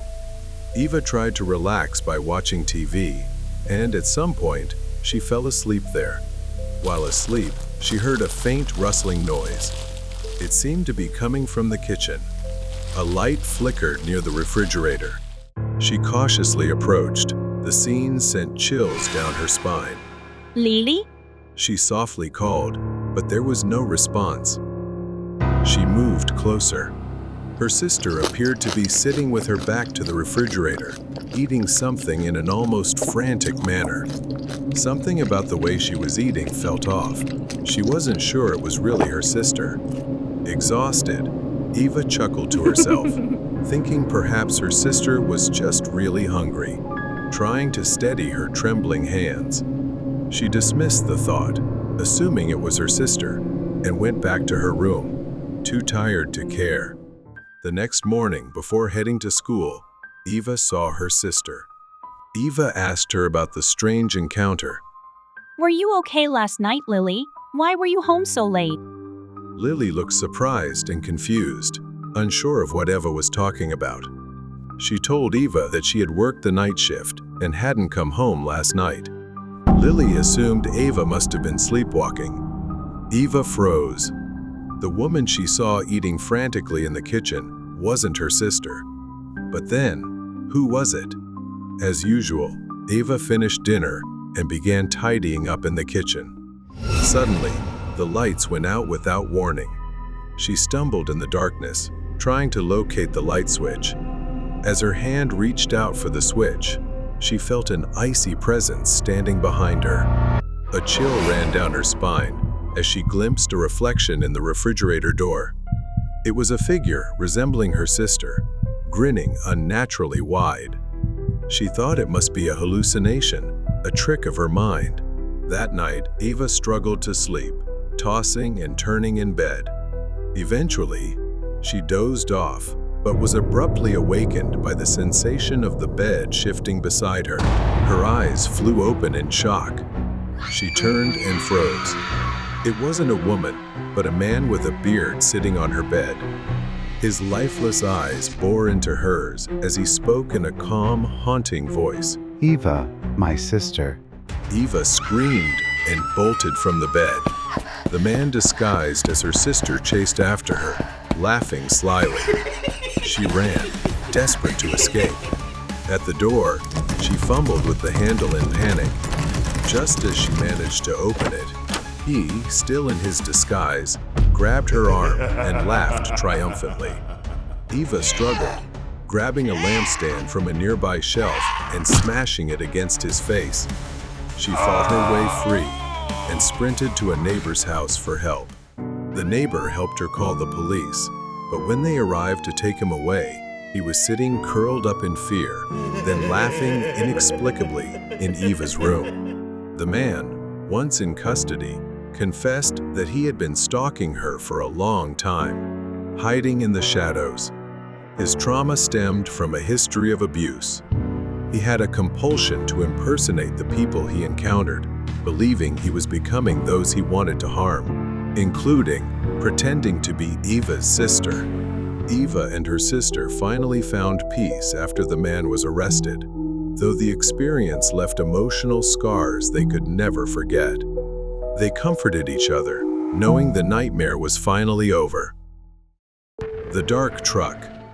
Jack Carson, a rough-mannered, long-haul truck driver known for taking jobs no one else wanted, embarked on a long journey down an infamous, desolate road.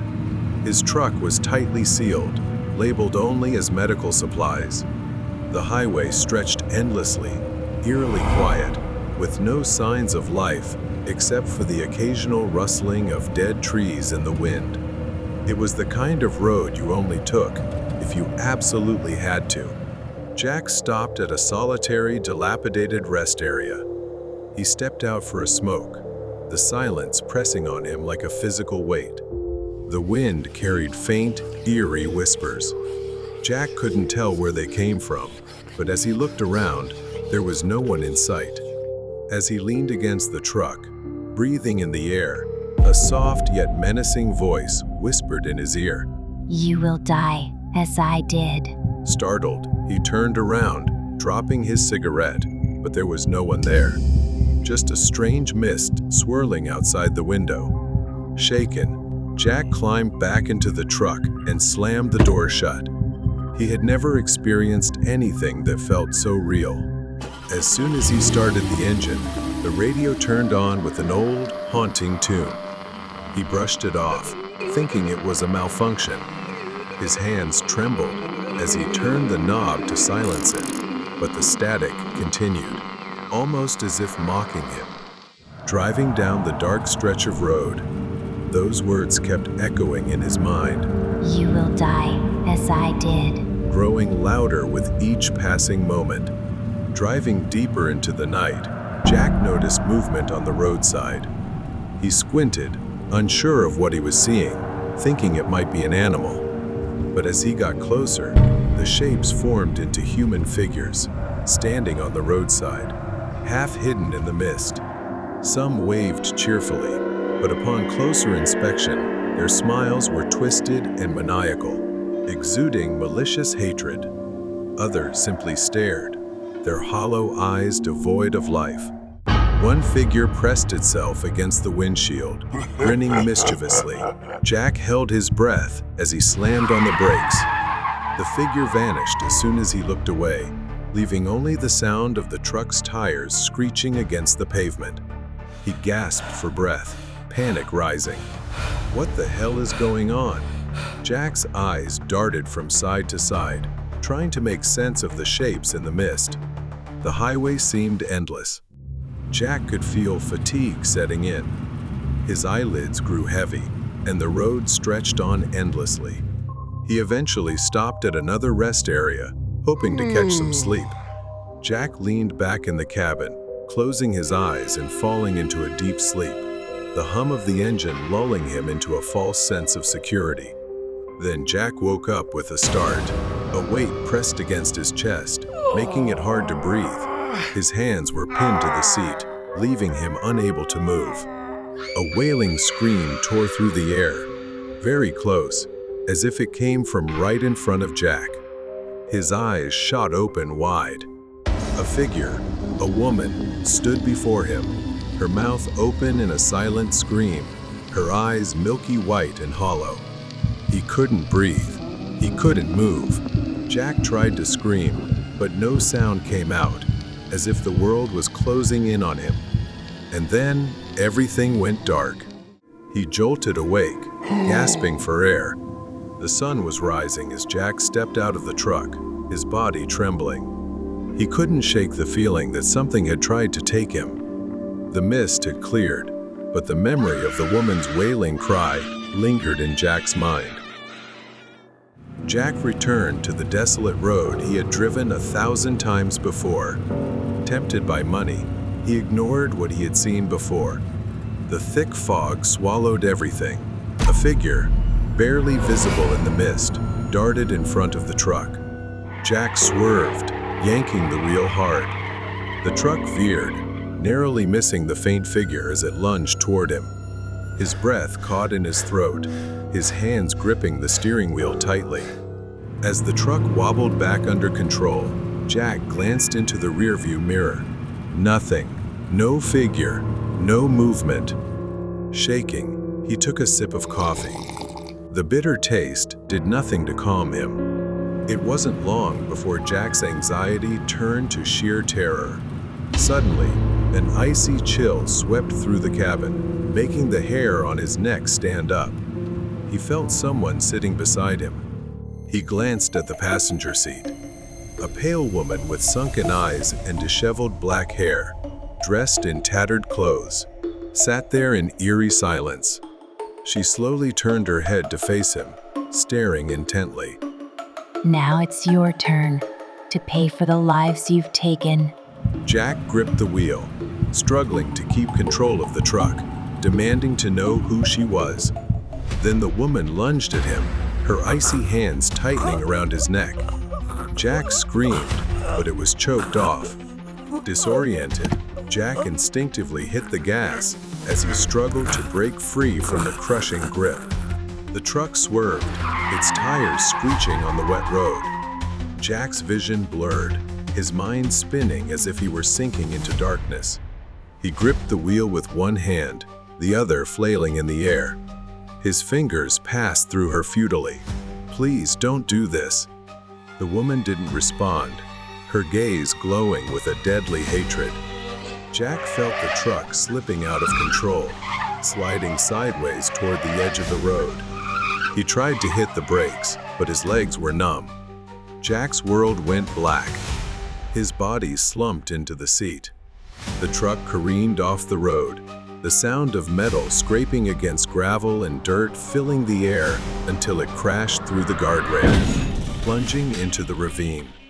The next morning, police investigators arrived at the crash site. The mangled truck lay at the bottom of the ravine, its cargo spilled across the ground. They found Jack's body in the driver's seat, his neck twisted to one side, bruised heavily as if something had crushed it. Investigators and forensic teams began examining the wreckage. Beneath the layers of cargo, they uncovered sealed containers marked with warning labels. Then they uncovered a horrifying truth. Hidden among the legitimate goods were human organs. Jack wasn't just a truck driver.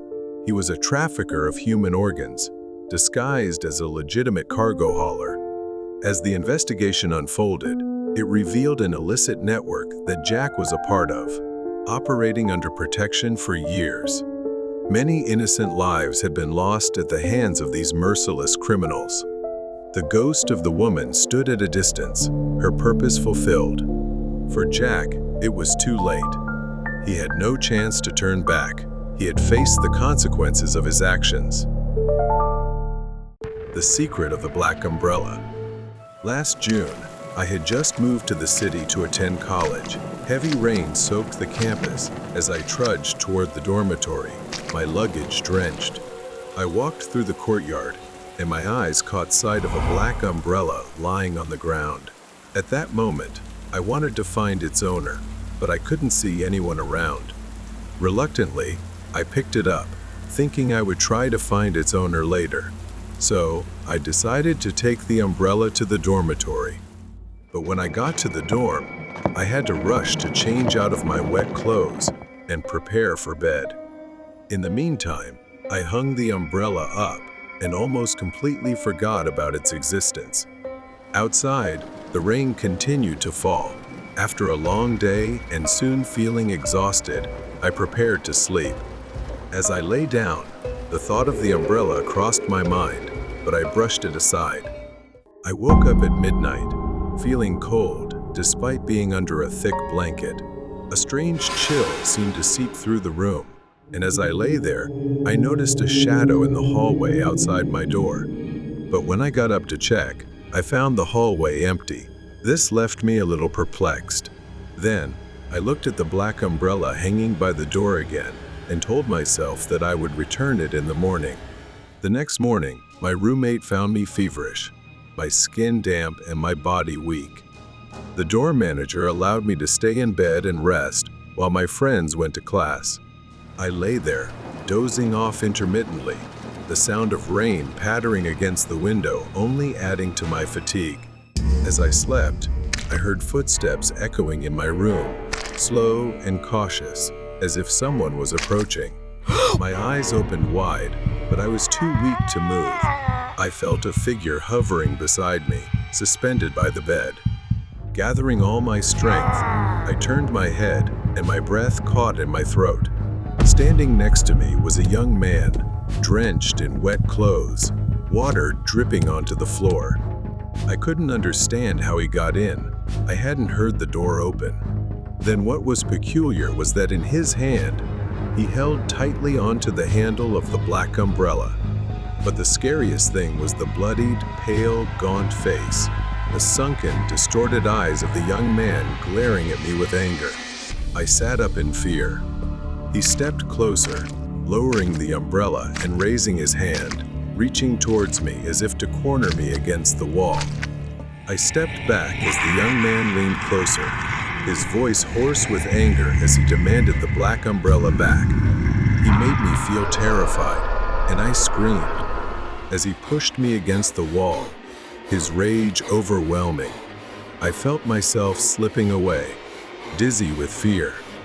I accidentally hit my head against the wall behind me. The last thing I remembered was his hateful gaze. When I opened my eyes, I saw the dorm manager standing next to my bed, worry etched on her face. She asked if I was okay, saying she heard me scream. I struggled to explain what I had seen, my words tumbling out in a jumble. I was confused about how to answer her. Then she and I looked down at the floor. At that moment, I was startled to see that the black umbrella I had hung at the door was no longer there. Instead, it lay beside my bed as if it had moved on its own. A chill ran down my spine, and I told the manager about the figure I had seen, the young man holding the umbrella. The owner of this umbrella had come here to reclaim it. She didn't say anything after listening, only silently picked up the umbrella. Her demeanor surprised me. It seemed she knew something. She began to tell me the story about that umbrella. Years ago, there was a student living in my dorm, a hard-working young man from a difficult background. He worked multiple jobs to pay for his education, and despite his struggles, he was well liked by everyone. The young man's father, an unusual man with a gambling addiction, tracked him down. After stealing all the money the young man had saved for his tuition, he vanished without a word. Heartbroken and crushed, the young man's spirit became bleak. Until one day, the entire dorm suddenly erupted in chaos after a loud noise rang out from the balcony. Teachers and friends were shocked to discover that he had thrown himself from the balcony. The young man's body lay motionless in a pool of blood, and no one dared to approach to help. The manager said she was there that night. Compassionately, she stood in the rain, holding the umbrella over him until his body was taken away in an ambulance. After the incident, due to the chaos, her umbrella was lost somewhere untraceable and gradually faded into obscurity. A strong gust of wind shook the door, and both of us jumped and looked up. In the doorway, I saw a figure, a young man, soaked and pale, standing just outside. The manager seemed to recognize him immediately. Suppressing her fear, she stepped closer to the apparition, her voice trembling as she spoke soothing words about his pain and loss. Any resentment within the young man seemed to dissipate. After that, everything ended, and I no longer saw that student. My manager continued to oversee my dorm. The black umbrella remained, hanging beside her in the office as a memento of the deceased student. Strange man in the cemetery. This summer, my family decided to go camping in a suburban village, a place where every corner seemed to hold a mysterious story. The locals were always whispering, especially about the nearby forest. But what intrigued me the most was the cemetery within the forest. No one had ever gone there after dark. We were not allowed to go there either. My cousin had the idea to play hide and seek at night. He liked to break boundaries, challenging all of us to venture into the forbidden forest. I went with my younger sister, who was only 10 at the time, and my cousin. He confidently decided to help us hide. I should have known it was a bad idea the moment he mentioned the cemetery. We crept through the forest, the leaves crunching underfoot. The closer we got to the cemetery, the colder the air became. Even the stray dogs that had been barking earlier were now completely silent. A sense of fear and unease flooded over me. My little sister held my hand tightly. But then, in the eerie silence, a sound pierced the air. making the hair on the back of my neck stand up, the unmistakable sound of digging. Out of the darkness, we saw him, a disheveled old man in filthy clothes, hunched over a grave. He was digging with his bare hands, muttering something incomprehensible.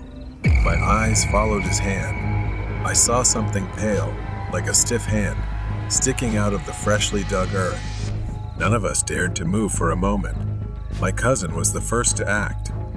He slowly pulled us back, whispering that we had to leave, that we needed to move silently.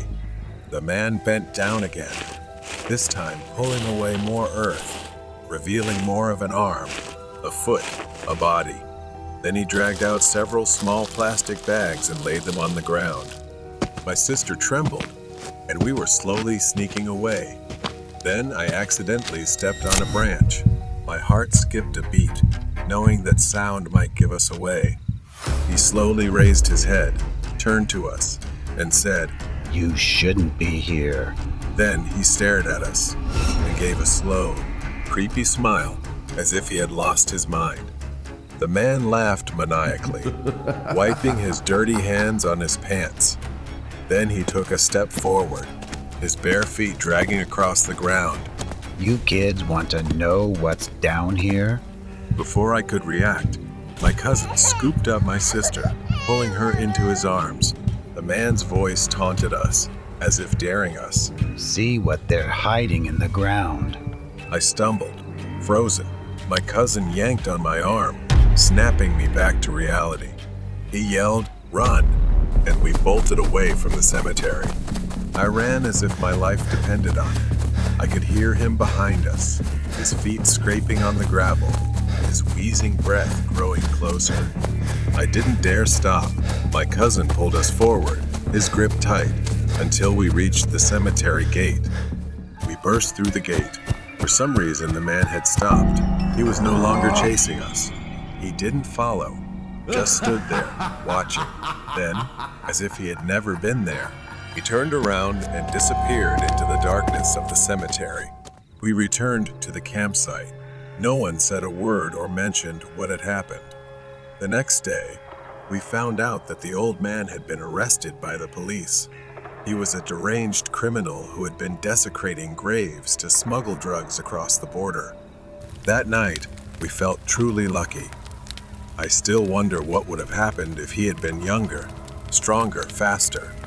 We never went near that forest again and reminded ourselves never to ignore warnings and restrictions again. The Hitchhiker's Nightmare. The chilly spring air bit at my skin. It was a quiet night as I left the Subway restaurant. The shopping mall where the Subway was located was desolate, except for a few dim streetlights casting pale circles of light over the empty parking lot. Though the place was somewhat old and empty, the quality was decent, and it was only a 5 to 10 minute drive from my house. As I caught movement out of the corner of my eye, I saw a man walking past the stores. He was tall, disheveled, wearing sweatpants and a dingy t-shirt. As he passed by the window, he glanced at me. It was only a brief look, but something about him left me feeling uneasy. I brushed it off, telling myself it was nothing. Just some guy. I pushed open the door, my breath visible in the cold night air, and started walking the short distance to my car. I was halfway to my car when I heard footsteps behind me. At first, they were faint, but they quickly grew louder, closer. I glanced over my shoulder, and there he was, the man from earlier. He was walking toward me, and before I knew it, he was right next to me. I stopped, unsure of what he wanted. He was too close for comfort. He asked me for a ride to the gas station just down the street. His voice was calm, almost friendly, as he pointed toward a gas station nearby, visible from where we stood. It didn't seem far, and it was on my way home. Though I hesitated, the cold air and his seemingly urgent demeanor convinced me to agree. I got into my car, and the man sat in the passenger seat. I drove out of the parking lot, down the empty streets, making the short drive to the gas station. Neither of us said a word. The entire time, Something felt off about the situation. I kept telling myself everything was fine, it was just a quick ride, after all. When we arrived at the gas station, I parked in the back of the lot. I expected him to get out right away, but he didn't. Seconds passed in uncomfortable silence, and my anxiety grew. I said, "All right, we're here," trying to sound casual, hoping he would leave, but he didn't move. The man stared straight ahead, making no move to get out of the car. My heart started pounding as I repeated myself, this time more firmly. "We're here. Isn't this where you wanted to go?" Finally, he spoke. His tone had changed. It was no longer friendly but cold, almost irritated. He told me this wasn't the right gas station and that he needed to go to a different one farther away. I glanced at the gas station in front of us, confused and worried. I was sure this was the place he pointed to. I gripped the steering wheel tighter. I told him I wasn't going any farther and that I needed to go home. The man didn't reply. He just sat there, silent. The tension in the car was building, and I could feel my pulse quickening. I asked him to get out, my voice now shaky. He refused and said no. I glanced around the gas station, looking for someone who might help. A few cars were parked under the bright lights, but I didn't dare move. He seemed stubborn, and I was scared he might harm me. I felt trapped, like the walls of the car were closing in on me. Suddenly, a noise broke the tension, a car door slamming nearby. I glanced into the rearview mirror and saw a woman stepping out of her car, walking toward the gas station store. Seeing someone else, even from a distance, gave me a brief surge of courage. I turned back to him, my voice stronger this time. "I need you to get out of my car, right now." His expression hardened, his eyes narrowing as he leaned slightly toward me. His voice was low, almost a whisper, as he said he wouldn't get out until I took him where he needed to go. I couldn't take him anywhere else, and I couldn't sit there any longer with the fear gnawing at me. I glanced back at the gas station, hoping someone would look my way, but no one did. I needed an exit, and fast. I reached for my phone, trying to act as casual as possible. I said, "Okay," to buy myself some time, pretending to check the GPS for the other gas station he claimed he wanted to go to. He said nothing, but his eyes never left me. As my hand fumbled for the phone in my pocket, I could feel his gaze, watching my every move. My heart raced as I unlocked my phone, pretending to look up directions. In reality, I was opening the keypad. My mind raced, calculating how quickly I could call for help without him noticing. But before I could act, he suddenly lunged at me, grabbing my wrist. Panic exploded in my chest.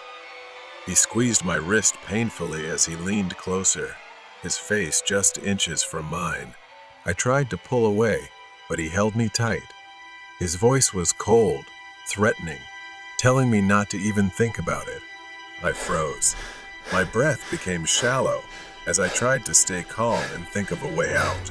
The gas station lights cast harsh shadows on his face, making him look even more terrifying. Out of the corner of my eye, I saw a police car pulling into the gas station, its headlights sweeping over the parking lot. The other man must have seen it too, because his hand suddenly loosened my wrist. Without warning, he let go of my wrist, opened the door, and got out of the car. He didn't look back, just walked quickly into the darkness behind the gas station. For a few minutes, I sat there in stunned silence, trying to process what had just happened. My wrist throbbed where he had grabbed me, but I was too shaken to focus on the pain.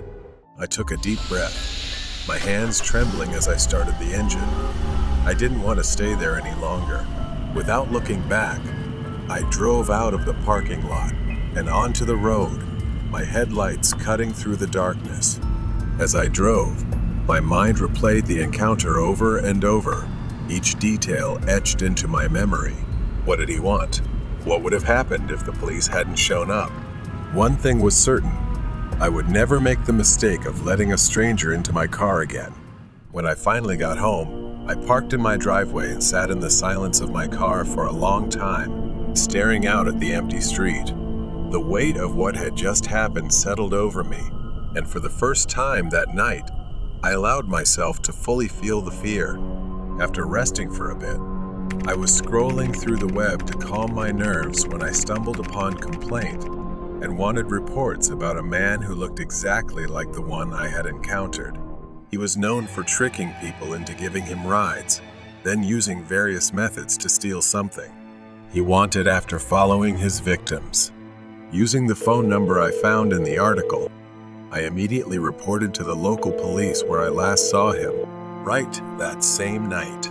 Thank God, I realized how lucky I was to have escaped that mysterious man and survived.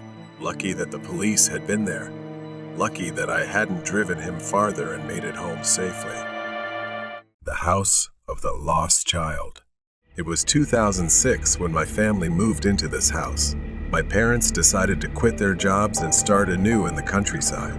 I was just a child then. But something about this house struck me immediately. The first thing I noticed when we moved in was the stairs. Every time I passed by, I would see a shadow silently moving up and down. It never frightened me. In fact, it felt oddly familiar. I was 6 years old, but I could always see things that others couldn't, and this house was no exception. I didn't tell my parents right away, not because I was scared, but because I felt that presence meant us no harm. Still, I was very afraid of the dark.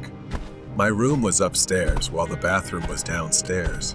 Every night, before going to bed, I would use the bathroom to avoid facing the fear of going down the stairs alone at night. But one night, my mother's voice woke me. She called out to me, angrily and irritably, telling me to come downstairs and not to run around anymore. I sat up in bed, confused. I hadn't run at all. In the following days, I kept experiencing similar incidents. My mother often scolded me for running around the house, accusing me of mischief. I had told her many times that I hadn't done it, but she never believed me. Then one night, the power went out, and we were almost engulfed in darkness, lit only by a few flickering candles in the living room. As we sat together, I saw it again, a shadow. It swayed back and forth, hovering over the sofa. My mother didn't see it, but I did. That presence was very strong but had no malice.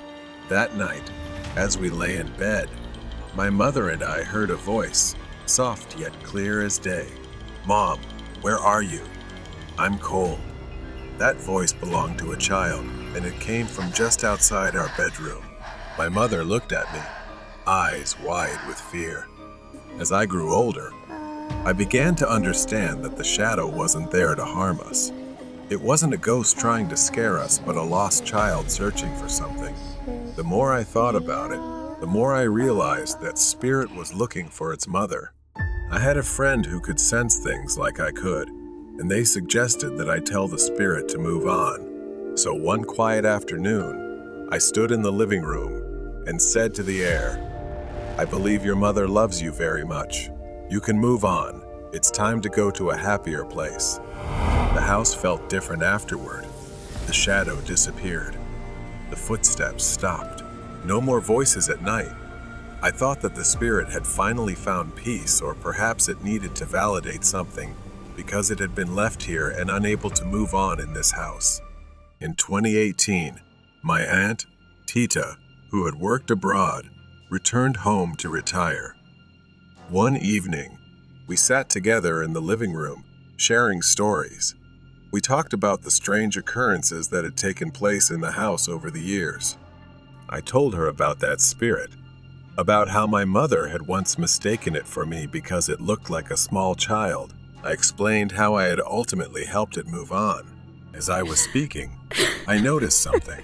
"Tita, she's crying." She started telling me a story I had never heard before. Long before I was born, my grandmother, she was pregnant with Aunt Tita. Not long after that, there was a baby boy. She named her son Angelo. Suddenly, one day, Grandma left and didn't come back. At that time, Aunt and Angelo were too young to know what to do in this remote suburb. So, Angelo lay on the sofa. The boy was sick and passed away in his sleep while clutching a small glass jar that his mother had given him. He was only about 3 to 4 years old. At that time, my aunt was too young to understand what was happening and thought her brother was just sleeping until one day a neighbor came and took the boy to a small coffin and buried him. Our new house sits on this land. Perhaps the boy could not move on because he was waiting and didn't know when his mother would return. Sometime later, my aunt, the boy's sister, passed away just after we talked about him. Now, standing in front of the house, I can't shake the feeling that something has changed. Then came the unmistakable sound of soft footsteps. They echoed from the hallway behind me, moving toward the stairs. I turned around, breath caught in my throat. The shadow had returned. As I climbed the stairs, I saw the shadow standing right above and sliding into my bedroom. Upon reaching the room, I hesitated. My hand hovered over the doorknob, and just as I was about to turn it, I heard, "Mom, where are you?" I slowly pushed the door open, the creaking hinges filling the silent house. The room was bathed in the faint light of the moon filtering through the window, casting a cold glow over everything. My heart skipped a beat as I saw Angelo. This time, he was not just a shadow. He stood in the middle of the room, a small, frail figure, unmistakably a child. His head was bowed down. Then slowly, Angelo lifted his head, and for the first time, I saw his face. A face with deep-set eyes filled with sorrow. His mouth opened, and in a voice that sent chills down my spine, he whispered, "Mom, where is she?" I wanted to tell him, to explain that she had passed away. But before I could say anything, he raised a small glass jar, looking at it as if it held an ominous energy imprisoning his soul. Angelo stood still, clutching the jar, looking at me with hollow eyes. I had to do something. I couldn't let Angelo remain trapped forever. I took a deep breath, my voice trembling as I finally spoke to Angelo, telling him that his mother was no longer here. I told him to always believe that she loved him, so I urged him to move on. For a moment, Angelo's expression softened, but then he tightened his grip on the jar. His voice rang out again, firm and more desperate. "Where is my mom? I want to see her." As if he didn't believe the words I was saying, tears welled up in my eyes as I realized there were no words that could satisfy him. He wasn't just seeking peace. He wanted his mother, and nothing else mattered more than that. I could feel the air shift, the temperature drop, and for the first time in years, I felt fear. I couldn't let him stay. I had to help him find peace. Without thinking, I stepped toward him, my hands trembling. "Angelo, I can help you find her. But first, you need to let go, to release everything." His gaze shifted from the jar to me, his hollow eyes filled with confusion and longing. Slowly, very slowly, he began to loosen his grip on the jar. As it fell from his hand and shattered on the floor, the room went silent. Angelo's figure began to fade, dissolving into the moonlight. Before he disappeared completely, I heard his voice one last time, soft, almost a whisper. "Thank you." I stood outside the house. The weight that had burdened it for years was gone. Angelo was finally free. The feeling of guilt lingered, but I knew I had finally helped him find the peace he had been searching for all these years. The love his mother had for him, the love that had anchored Angelo to this world, had freed him. Perhaps he was beginning to understand the painful truths that even I never wanted to hear. He would likely continue his journey to find his mother in another world where he truly belonged. I looked back at the house one last time. It no longer felt haunted. Now, it was just a house, quiet and still. Angelo had gone, But he left behind something much more enduring. It was a son's love for his mother, transcending the boundaries of life and death. Trucker's secret mission. Another long and quiet night on the highway. The road stretched endlessly before me, illuminated only by the headlights of my truck. I had been driving this road for years, working undercover as a long-haul truck driver.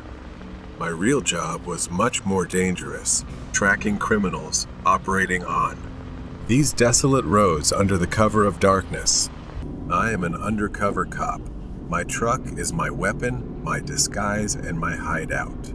Tonight was supposed to be like any other night, but I had a feeling, something gnawing at the back of my mind, telling me that tonight would be different, so I needed to be extra cautious. The road was deserted. The only sounds were my engine and the occasional rustle of wind over the barren landscape. I kept my eyes on the road, scanning the distance for any signs of trouble. Criminals often use these isolated highways to conduct their business, and I've made it my mission to stop them. Suddenly, I spotted a figure standing by the roadside, waving for me to stop. It was late, too late for anyone to be out here. My instincts kicked in immediately. Something was off. I slowed down and stopped by the roadside. The man approached, his face shrouded in darkness. He looked disheveled, almost deranged. As he got closer, I could see his clothes were torn and filthy. His hands twitched nervously at his sides, and there was a wild look in his eyes. I cautiously rolled down my window. "Do you need help?" But there was something about this guy, something dangerous. He didn't answer right away. Instead, he smiled a slow, eerie smile that sent chills down my spine. Then, he pulled something out from under his coat, a small black box. I recognized it immediately. It was a vial containing a dangerous, illegal substance, something that could be lethal on contact. My heart beats fast. This is no ordinary hitchhiker. He is a dangerous man, and his target is me. The man stepped closer, holding the vial in one hand and a small knife in the other. "Get out of the truck," he said, his voice low and threatening, "or I'll make sure you don't make it through the night." I knew what was in that vial. It was a more dangerous weapon than the knife he held. Just one drop could incapacitate me, or worse, kill me. He knew it too. That's why he smiled like that.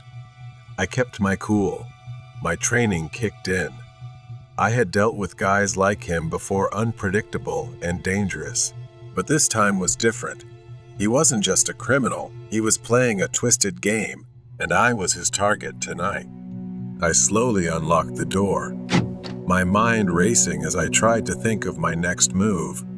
The man continued to smile, his eyes gleaming with some sick satisfaction. "Come on," he taunted, waving the knife. "Get out of the truck, Brian."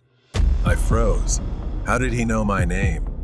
I had never met this guy in my life, yet he knew who I was. He stepped closer, holding up the vial. "You think you're so smart, don't you? Driving around here pretending to be a hero, catching guys like me. I've been watching you for a long time." The truth hit me like a punch.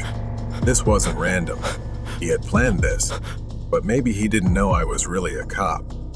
I climbed out of the truck, raising my hands to show compliance. My mind raced, searching for an opportunity.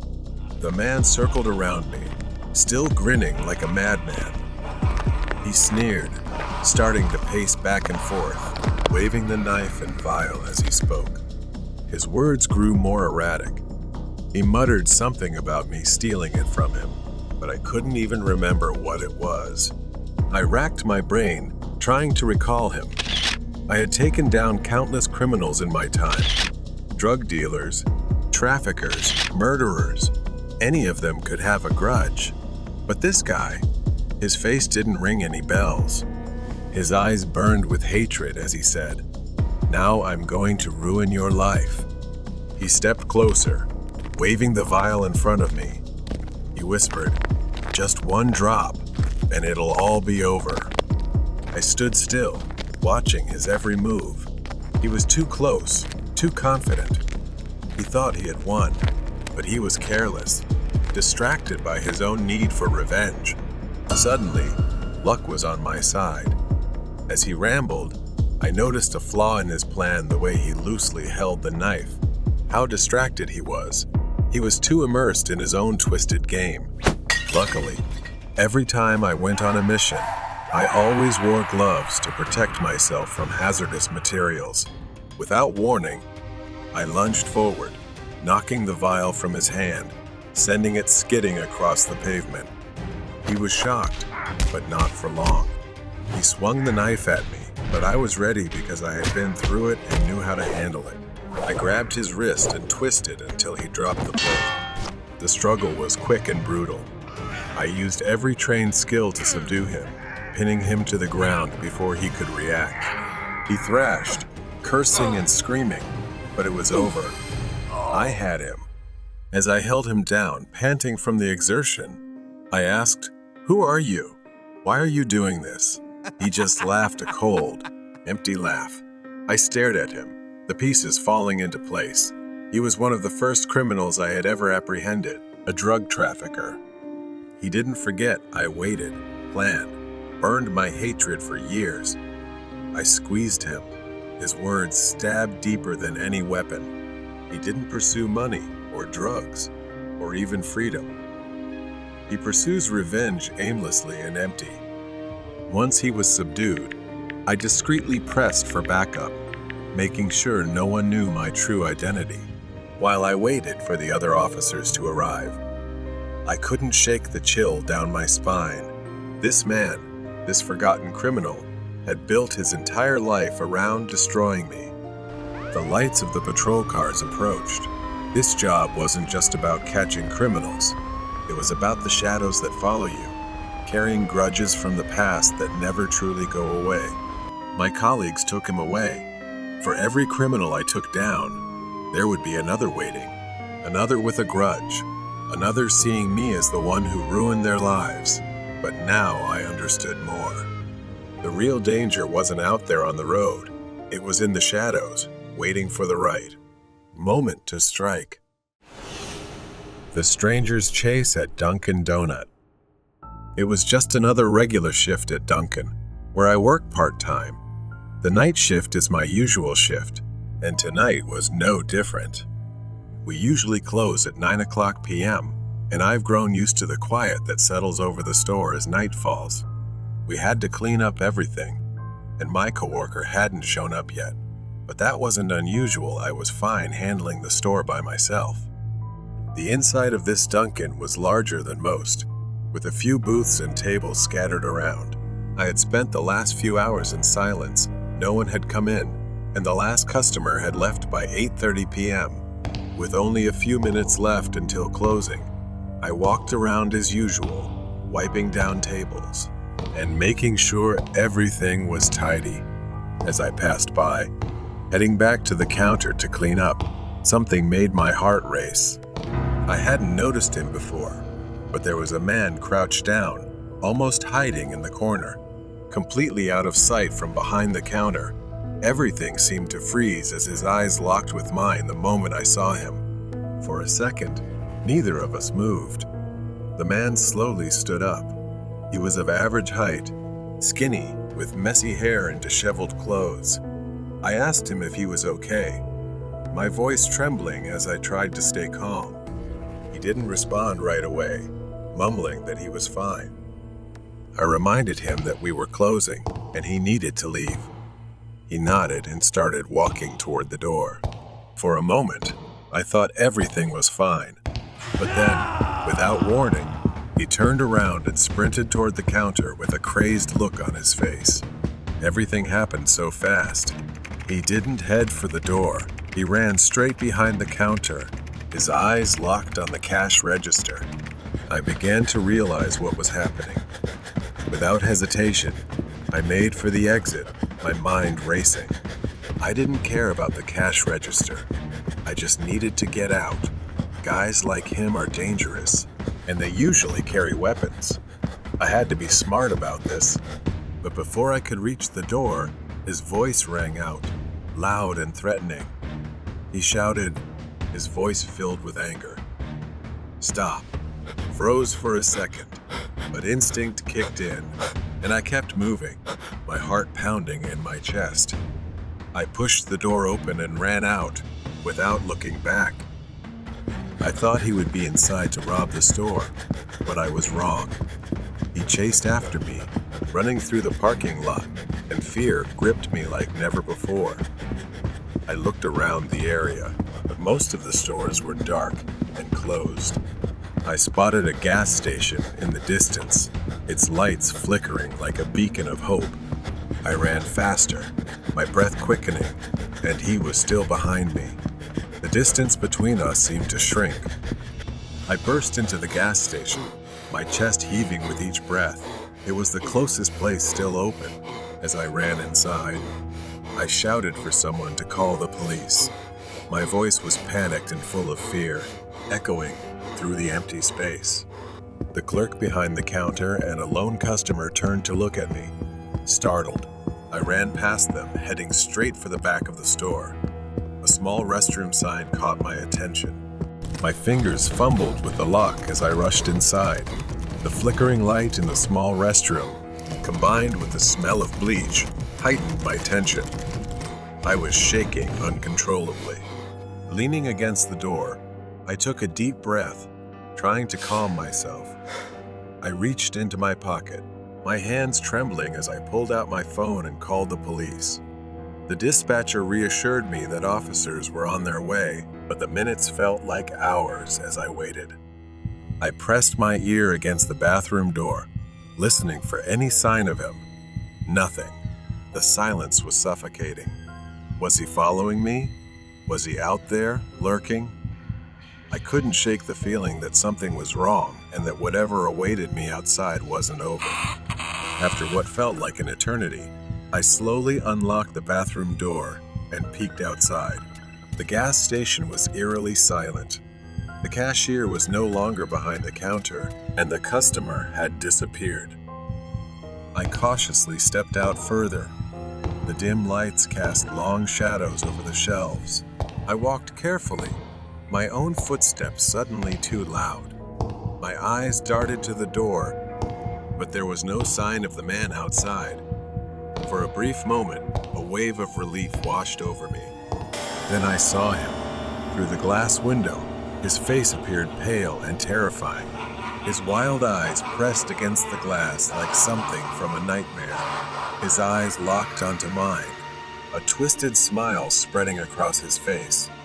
He smiled grotesquely, almost stretching from ear to ear. Then he breathed onto the glass, writing the word "run." It felt like a challenge, daring me to try escaping. He slowly dragged his finger down the window, the screeching sound sending chills down my spine. He was waiting, like a predator, knowing that eventually I would have to come out. Panic surged within me again. I rushed toward the back exit, hoping it would lead to some way out. As I pushed the door open, I found myself outside again, this time in the alley behind the station. My breath fogged the cold air as I frantically looked around for somewhere to hide. The alley was narrow, with tall brick walls on either side, dark and unwelcoming. A few trash bins lined the path, but it was mostly empty. I had to make a choice. The only way out was forward or back to the gas station, where he might be waiting for me. I didn't have time to think. I started running, my body moving on instinct. As I ran, I glanced over my shoulder, nothing behind me. Still, fear gripped me tightly. This alley too dark, too unknown, leaving me vulnerable to whatever could come. I turned the corner and was met with a dead end. My heart sank as I saw the towering chain link fence blocking my way. I could hear my own breath, ragged and loud, and feel the cold sweat on my skin. Maybe there was no way out. Footsteps echoed behind me. Slow. Maybe he was coming closer. My body froze in place as the sound grew louder. the rhythm unsettling in its calmness. I wanted to run, but there was nowhere to go. My back pressed against the cold brick wall as I realized I had no other choice but to face him. He appeared at the end of the alley, his eyes locked onto mine with that twisted smile. His steps slowed as he moved into the faint light, his shadow stretching unnaturally across the ground. In his hand, he held an iron rod. My heart was pounding in my chest. My legs were shaking. Then he spoke. "You can't run forever." His voice was low, mocking, and dragged the iron bar across the road with screeching sounds. My mind seemed to be spinning. I scanned the alley, desperately searching for anything that could help me. Without thinking, I grabbed a broken brick lying near the trash cans. I knew it wasn't enough to stop him, but I had no other choice. It was all I had. He stopped just inches from me, smirking. "You really think that's going to stop me?" I didn't answer. I didn't need to. As he took one more step toward me, I swung the brick with all my strength.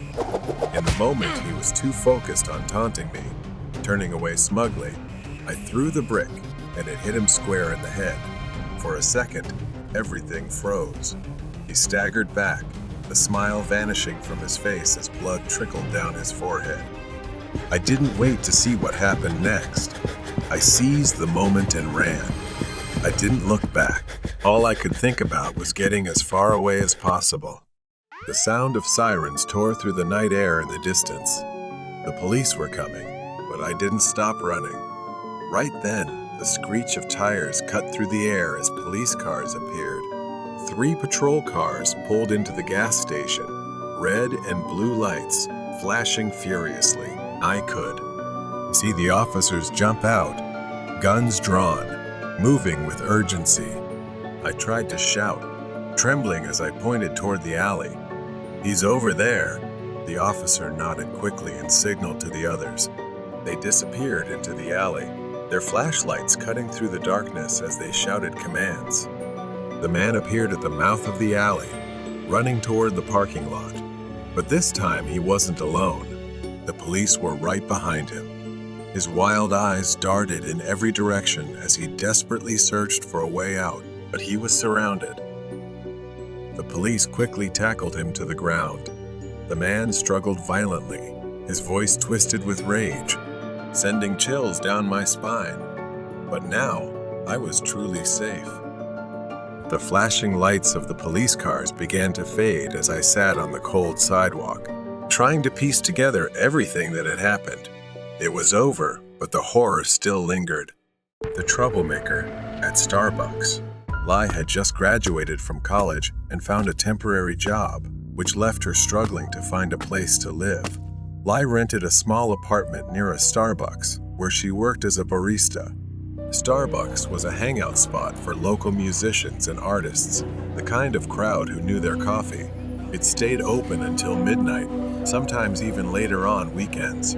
Lai worked the night shift, a shift most employees weren't fond of. The pay was decent, though not great, but the shifts were quiet. However, there was always something unsettling about the empty cafe late at night, especially toward closing time.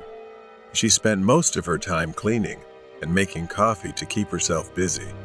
Nick, a friend of Lai's, would sometimes drop by to keep her company. He knew everyone who worked there. But one summer night, everything changed. Nick wasn't there that evening. He didn't show up because he was attending a friend's wedding, leaving Lai to face the night shift alone. By midnight, she had made only $10 in tips, and the store was almost entirely empty. But she felt grateful that she didn't have to deal with any difficult customers. She went to the back room to fill the mop bucket and started cleaning the floor. The silence was peaceful, but something felt off. Out of the corner of her eye, she saw a shadow pass by the front window. Lai glanced up, but no one was there. She called out, asking if anyone was there, thinking a customer had come in through the back door, but there was no response. After a moment of hesitation, she shrugged, thinking she had imagined it. and went back to cleaning behind the counter. Suddenly, she heard the bathroom door open. Lai's heart started pounding, and she felt uneasy. She hadn't seen anyone come in, and the store had been completely empty just minutes before. To her surprise, Nick walked out of the bathroom. A wave of relief washed over her, and she smiled, calling out, Nick, what are you doing here? He grinned back at her, saying he had just dropped by after the wedding, but something in his expression had changed. His usual friendly demeanor had turned into something unsettling. She gave an awkward smile, brushing off the strange feeling, and offered him a drink. As she started making an espresso, Lai glanced at him. He was staring at her, his eyes dark and unreadable. Lai tried to act normal and asked him what he was up to. Nick didn't respond. Instead, he pulled something from his pocket, a USB drive. His smile widened as he tossed it onto the counter. She stared at it, confused, asking what it was. Nick leaned in, lowering his voice to a whisper. He said he had recorded something Lai wouldn't want anyone else to see. She didn't understand what he was talking about. He stood up straight, crossing his arms. Nick threatened her about some private conversations she had with her boss. Panic started to rise in her, and she yelled that he was lying. Nick shook his head, his smile never fading. Her mind raced, trying to figure out if he was lying, but the confidence in his voice made it clear that he wasn't. He chuckled softly, stepping closer. He spoke to Lai with crude words. He had initially planned to blackmail her, but now he didn't need to, and he thought it was time for Lai to show some appreciation for all the nights he'd kept her company. A nauseating feeling rose in Lai's throat as she realized what he was implying. She backed away, her heart pounding in her chest, screaming that he was insane and that she hadn't done anything. Nick's smile turned sinister. Her hands trembled, barely able to breathe as she tried to figure out how to escape. The store was closed, and the doors were locked. She was alone with him, and he was moving in, ready to corner her. She backed away and pleaded with him. His expression darkened, saying he had spent too much time helping without getting anything in return. He reached behind his back and pulled out a knife, its blade gleaming in the dim light. She glanced around the room, desperately searching for a way to escape. Her eyes landed on the espresso machine, and an idea formed in her mind. Lai tried to stall him and suggested making him a cup of coffee first. Nick raised an eyebrow but didn't object. She hurried behind the counter, her hands trembling as she poured an espresso. Her heart raced as she reached for the panini press. Without warning, Lai grabbed it and swung it at Nick's head with all her strength. The metal struck the side of his skull, and he staggered back, dropping the knife. Blood trickled down his face, and he let out a groan of pain. But the blow wasn't enough to bring him down. She needed to act fast. Lai ran around the counter, her eyes fixed on Nick as he wiped the blood from his face and started moving toward her. She frantically scanned the room for another weapon or an escape. Nick moved slowly, deliberately, as if he knew Lai had nowhere to run. His smile had vanished, replaced by a grim expression. She backed up toward the rear of the cafe, her mind racing to come up with a plan. The mop bucket was still near the back door. If only she could reach it. With trembling hands, she lunged for the mop bucket, grabbed the metal handle, and swung it at him. Nick dodged the first blow, but she swung again, striking him in the ribs. He groaned in pain, stumbling backward. She didn't stop. She swung again, this time aiming for his legs. It sent Nick crashing to the ground with a pained yell, clutching his knee. She seized the opportunity and ran for the back door.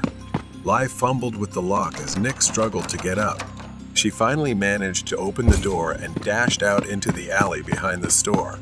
She kept running, too afraid to look back as she heard Nick's footsteps behind her. He was limping, but he was still chasing her.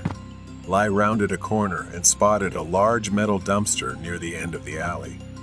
She crouched behind it, holding her breath. Her heart was pounding so fast it felt like it might burst out of her chest. From her hiding spot, she heard Nick stumble into the alley. His breathing was heavy, labored from the pain, and then his bitter voice called out, asking where she was, saying it wasn't over yet. Like covered her mouth with her hand, trying to stay as silent as possible, not daring to move. Suddenly, she heard a faint sound, the wail of sirens in the distance. Maybe someone had heard the commotion and called the police. Nick began limping back toward the Starbucks, his footsteps growing fainter as he disappeared into the night. Her legs were shaking so much, she could barely stand. She knew she had to leave before he came back. As she stumbled onto the street, she saw the flashing lights of a police car approaching. I felt a wave of relief and waved for help.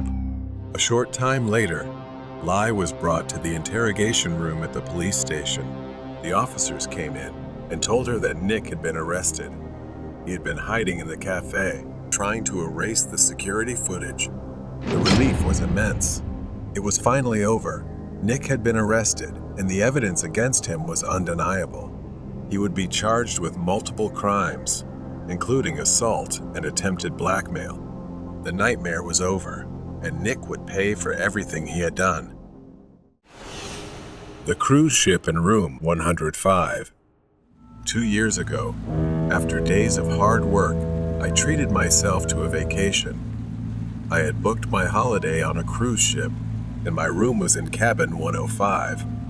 I was informed that my cabin had bunk beds, so I would have to share the cabin with someone else. It was a bit inconvenient, but I thought it wouldn't be a problem. When I arrived, his belongings were there, a suitcase and a few clothes scattered around, but I didn't see him anywhere. The first thing I noticed when I stepped into the cabin was a musty smell in the air. The room was cold, abnormally cold, and I couldn't shake the feeling that something was off. But I brushed it aside, thinking it was just the sea air coming in through the vents. That night, I fell asleep in the bottom bunk, exhausted from the day's activities. I expected my roommate to return at any moment, but as I drifted off, the cabin remained quiet. At some point after midnight, I was jolted awake by a gentle noise from above. The top bunk creaked as if someone was shifting, and I assumed my roommate had finally returned and gone to bed. But then, I heard the noise again, a metallic clink. My eyes flew open. It was too dark to see anything, but I could hear footsteps moving toward the cabin door. A moment later, suddenly the door creaked open slowly, and I heard footsteps running down the hallway. Confused, I sat up, rubbing my eyes. Had my roommate come in and left without saying a word? The door remained ajar, gently swaying as the ship rocked with the waves. I got out of bed, walked over, and closed the door, the cold draft from the hallway sending chills down my spine. I looked up at the top bunk, the curtain drawn. The figure I had heard was gone, but there was something unsettling about the way the curtain hung, almost as if someone or something was still there, hiding behind it. When I woke up the next morning, the ship was gently swaying on the waves, but the cabin was freezing. The window was wide open, and the musty smell was worse than ever. The curtain on the top bunk was still drawn, and my roommate was nowhere to be found. I hadn't heard a single sound or voice from him. I decided to talk to a staff member about the discomfort of the cabin. His name was Nicky. I began explaining the cold, the foul smell, and the strange occurrences from the night. He listened, but as soon as I mentioned cabin 105, his expression changed. He asked me with a pale face if I was in cabin 105. I answered, confused by his reaction, and asked what was wrong. He hesitated for a moment, glancing around as if afraid someone might be eavesdropping. Then, in a low voice, leaning in and whispering, "There's something wrong with that cabin. Every passenger who's ever stayed there has disappeared. They all fell overboard. No one knows why. We're not allowed to talk about it." They say it's cursed. Having said that, he quickly left, leaving me standing there, stunned in shock. That night, I returned to the cabin, trying to suppress my fear. The curtain on the top bunk was still drawn tight, and the air was colder than ever. I couldn't shake the feeling that I wasn't alone, even though I hadn't seen my roommate since I arrived. I decided to pull the curtain back to see for myself. My hands trembled as I reached for the curtain. I slowly pulled it back, hoping to find nothing. And indeed, there was nothing there, just an empty bed. The smell of the sea was now stronger, pungent and overwhelming. I could almost taste the salt on my tongue. Suddenly, the cabin door creaked open, and a cold gust of wind swept in. The room plunged into darkness as the flickering lights finally went out. My heart raced in my chest, and I heard it again, the sound. It was the sound of gentle footsteps again, but this time, they didn't come from the hallway. They came from the top bunk.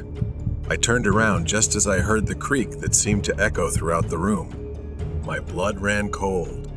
I could barely make out the shape of something moving beneath the blanket on the top bunk, writhing like a mass, and I could see the blanket suddenly swell oddly as if something was growing underneath it. I stepped back in fear as a pale, dripping hand slid out from beneath the blanket. It wasn't a human hand. It was swollen, grayish, the fingers puffy and twisted. The smell of rotting seaweed filled the air. I screamed, bolting out of the cabin, not stopping until I reached the deck.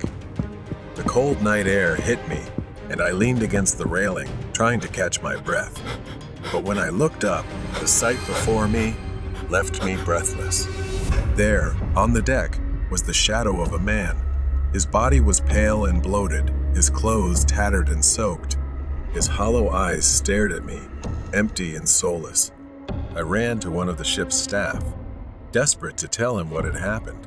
He listened, his expression serious, as he quietly said, "Cabin 105. I've heard the stories, but no one has ever seen what you have." He suggested that after his shift, he would come to the room with me to prove there was a reasonable explanation. I didn't want to go back, but I had no choice. The ship was full, and there was nowhere else for me to stay. He and I sat in the cabin, the door locked. We searched the room from top to bottom, but found nothing out of the ordinary. We had a glass of whiskey, trying to ease my tension. He began to tell me that the first time this happened was a month ago. The man in that cabin had issues. He had escaped from a mental hospital and booked a ticket for this cruise. They said he jumped overboard to end it all. But every passenger since then has seen something. Just then, as Nikki spoke, the window latch began to slowly turn, as if someone were on the other side. His face paled as the window opened on its own. The smell of the sea flooded the room, and the lights flickered once more. Something moved on the top bunk. Nikki stood up, eyes wide in fear at something on the bed. I turned around, my heart pounding. There, on the top bunk, was the figure of a pale, bloated man, soaked in seawater. His lifeless eyes stared down at us as he reached out his hand. Nikki rushed toward the door, but it was too late. The figure leaped off the bed, its cold, wet hands wrapping around his throat. He screamed, trying to break free, but it was too strong. It tightened, choking the life out of him. I grabbed the cross around my neck and held it up. It let out a scream of terror and released him, turning its deadly white eyes towards me. With one last desperate push, I flung the door open, and the figure rushed through, disappearing into the dark hallway. The figure seemed to dissolve into the night, its body sinking into the dark waters below. We stood on the deck, gasping for breath, the horror of what just happened sinking in. By morning, after witnessing everything, they had sealed off cabin 105. No one was allowed inside anymore. The ship continued its journey, but the horror lingered. Cabin 105 was cursed, and whatever haunted it would never truly disappear. The outcome of the Hitchhiker Man. I was working the third shift at a 24/7 diner in a quiet town. Most of our customers were truck drivers and travelers passing through. But the strangest people I've ever met were the drifters, addicts, and hitchhikers. That night started like any other. Carl, the cook, had been working at this place for over 15 years, and he had seen it all. His sharp eyes could spot trouble from a mile away. We were perfectly in sync. I served tables, and he flipped burgers. Oh, with a new cast in the pipeline, and he flipped burgers. Around 4 a.m., the shift was well underway. The place was completely silent, not a single person in sight. The only sound breaking the silence was the hum of the old refrigerator. Suddenly, the door creaked open. A man stumbled in, clutching his right arm to his chest. He didn't say a word, just shuffled past Carl and me, heading straight to the bathroom. His clothes were torn and filthy, and his face was twisted in pain. Carl and I exchanged glances. We'd seen strange customers before, but there was something off about this guy, more than just a regular drifter. I asked Carl, "Doesn't he look familiar?" After a moment, I remembered. That guy had come in before, begging for food and a ride. We had to kick him out because he was bothering the customers. But now, something had changed. He looked panicked, like he had seen something terrifying. Carl just shook his head, muttering, "Here we go again." I looked at the bathroom door. I didn't want to check on him, but I didn't have much choice. Carl handed me the keys, nodding toward the bathroom. "Go check if he's all right." I knocked on the door, asking if he needed help, but there was no response. I knocked again, harder this time. Still, nothing. I called out, fumbling with the keys. I pushed the door open, saying I was coming in. The bathroom was empty. No trace of the man. No dirt, no blood, nothing. The bathroom was as clean as the night before. I froze at the doorway. "End and year and ye and Andra." I screamed for Carl. He rushed over. I backed away as he pushed past me, staring into the spotless room with wide, disbelieving eyes. We stood behind the counter, both of us trying to make sense of what had just happened. How could he have disappeared? I looked at Carl, but he had the same horrified expression as I did. Then I saw movement near the front window. The man was outside, staring at us. His face was worse than before, bloody, swollen, and his eyes were bleeding. But what froze me in place was how his right hand hung limply at his side, looking like it was about to snap off.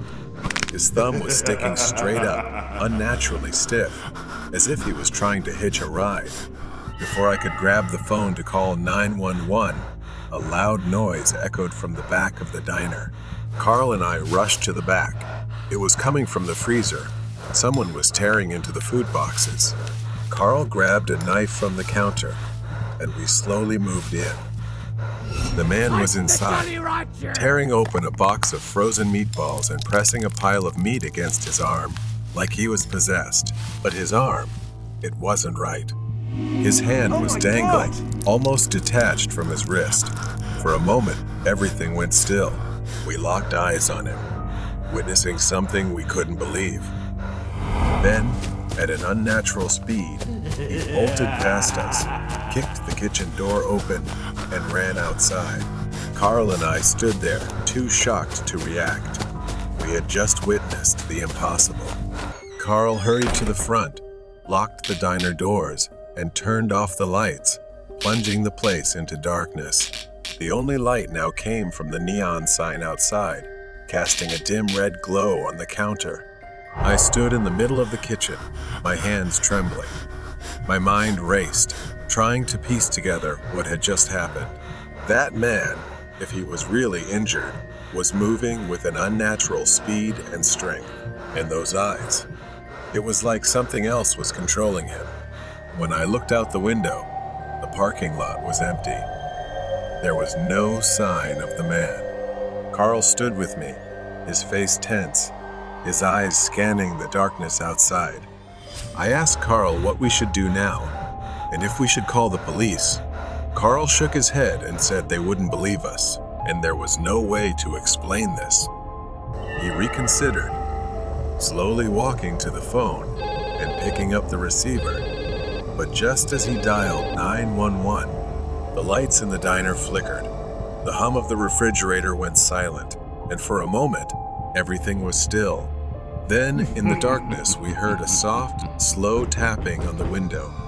We bolted through the kitchen, with Carl leading the way. I glanced back just in time to see the glass shatter, and the man crawling through the window like a wild animal. Carl pushed open the back door, and we stumbled out into the alley behind the diner. Carl panted, glancing around. "We need to get to the car."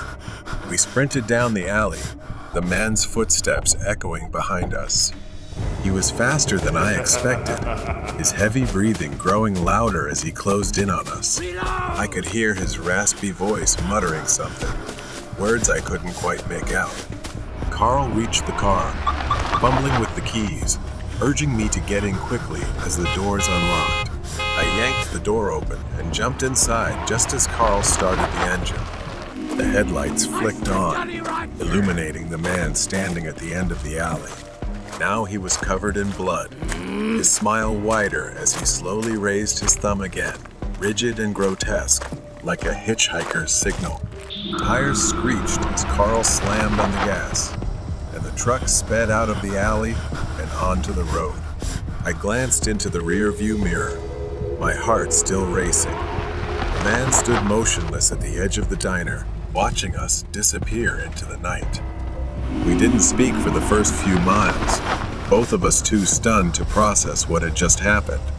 We drove in silence for the next hour, trying to put as much distance as possible between us and that place, but I couldn't shake the feeling that it wasn't over.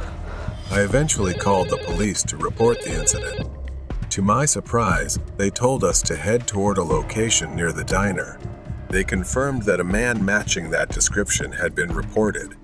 A man had been killed in a hit and run accident near the ramp, not far from the diner. As I got closer, I saw it. It was the same man. His body lay by the roadside, his clothes covered in dirt. But the eeriest part was his right hand, still holding that thumb up, just like before. According to the report, the man had survived the initial accident earlier that night and had been able to walk. His desperate search for help led him to our diner before he collapsed on the road. But there was more to the story. It turned out that this man had been involved in a series of violent incidents years earlier, hitchhiking across states and attacking those who picked him up. The police pieced together his history, a fugitive, infamous for attacking victims and vanishing into the night. The accident had broken his body, but it didn't kill him immediately. He had stumbled into the diner, seeking refuge, only to return to the streets, where he was eventually found dead. The police said he had been trying to use his injury to manipulate others. We were lucky to have escaped him. As I stood in the parking lot, staring at the diner, everything started to make sense. The man wasn't a ghost. He was real. Maybe he had finally paid the price in the same way he had hurt others on the road. That was where his twisted journey had come to an end. Late night passenger. When I was younger, chasing money at all hours of the night seemed necessary. I picked up a side job as an Uber driver. The job wasn't glamorous, but driving around the big city was something I enjoyed. Every day after 5 p.m., I'd grab a quick bite and begin my Uber shifts. Most nights ended around 2 a.m. This story took place on one of those long nights, about 6 months after working 2 jobs simultaneously. There was a hospital downtown with a large parking lot. It became my regular spot to take short naps while waiting for rides. It was quiet, away from the city noise. That night, after hours of driving, I went there to rest. I didn't plan on sleeping long, just a 15-minute nap. When I woke up, I couldn't remember where I was for a few minutes. I glanced at the dashboard, and only 15 minutes had passed. My music playlist was still playing, soft and mellow. I checked my phone, hoping I hadn't missed any ride requests. That's when I saw it. In the rearview mirror, I caught a glimpse of something that made my heart stop. A man was suddenly sitting in the back seat. He was right behind me, just staring. Then he smiled, a creepy, unsettling grin. I turned to face him, and sure enough, he was there. He looked disheveled, his clothes torn and dirty, and he only wore one shoe. His face was grimy, and he seemed exhausted, like he had been on the streets for a while. Something wasn't right with him. I didn't know how long he had been there, how he got in, or what he wanted. I glanced at his hand, and there it was, an open phone displaying the Uber app. My mind started racing. Maybe he had wandered out of the hospital, saw my car running, and thought it was his ride. I tried to stay calm. "Hey, are you waiting for a ride?" He didn't respond right away. His eyes darted from the roof of the car to the floor, avoiding my gaze. I pointed to his phone, hoping he understood. I asked again, "Do you need a ride?" He nodded. The gesture was slow, cautious, and uneasy. I forced a smile and told him I'd take him where he needed to go. I tried to act normal, to ease the tension in the car. But deep down, something about this man wasn't right. I left the hospital parking lot, following his vague directions to an old, closed-down music venue downtown. Then it hit me. I hadn't accepted a ride request on the Uber app. This guy wasn't my passenger. I glanced at the rear-view mirror again. His phone didn't show any ride request. He wasn't connected to me at all. I spoke, trying to keep my voice calm. "I just realized this ride hasn't been registered. Can you find me on the app quickly?" That's when his entire demeanor changed. He scoffed, looking out the window, then turned to me with a cold expression, saying he wasn't going to pay for the ride. I nervously chuckled, hoping it was a joke, but he remained silent. The atmosphere in the car grew tense. I glanced at him again and noticed a hospital discharge bracelet on his wrist and a dirty backpack beside him. I was trapped in the car with a homeless drifter who must have snuck in while I was asleep. I needed to get him out. I told him I wasn't giving him a free ride across town, and that he was lucky I hadn't called the police.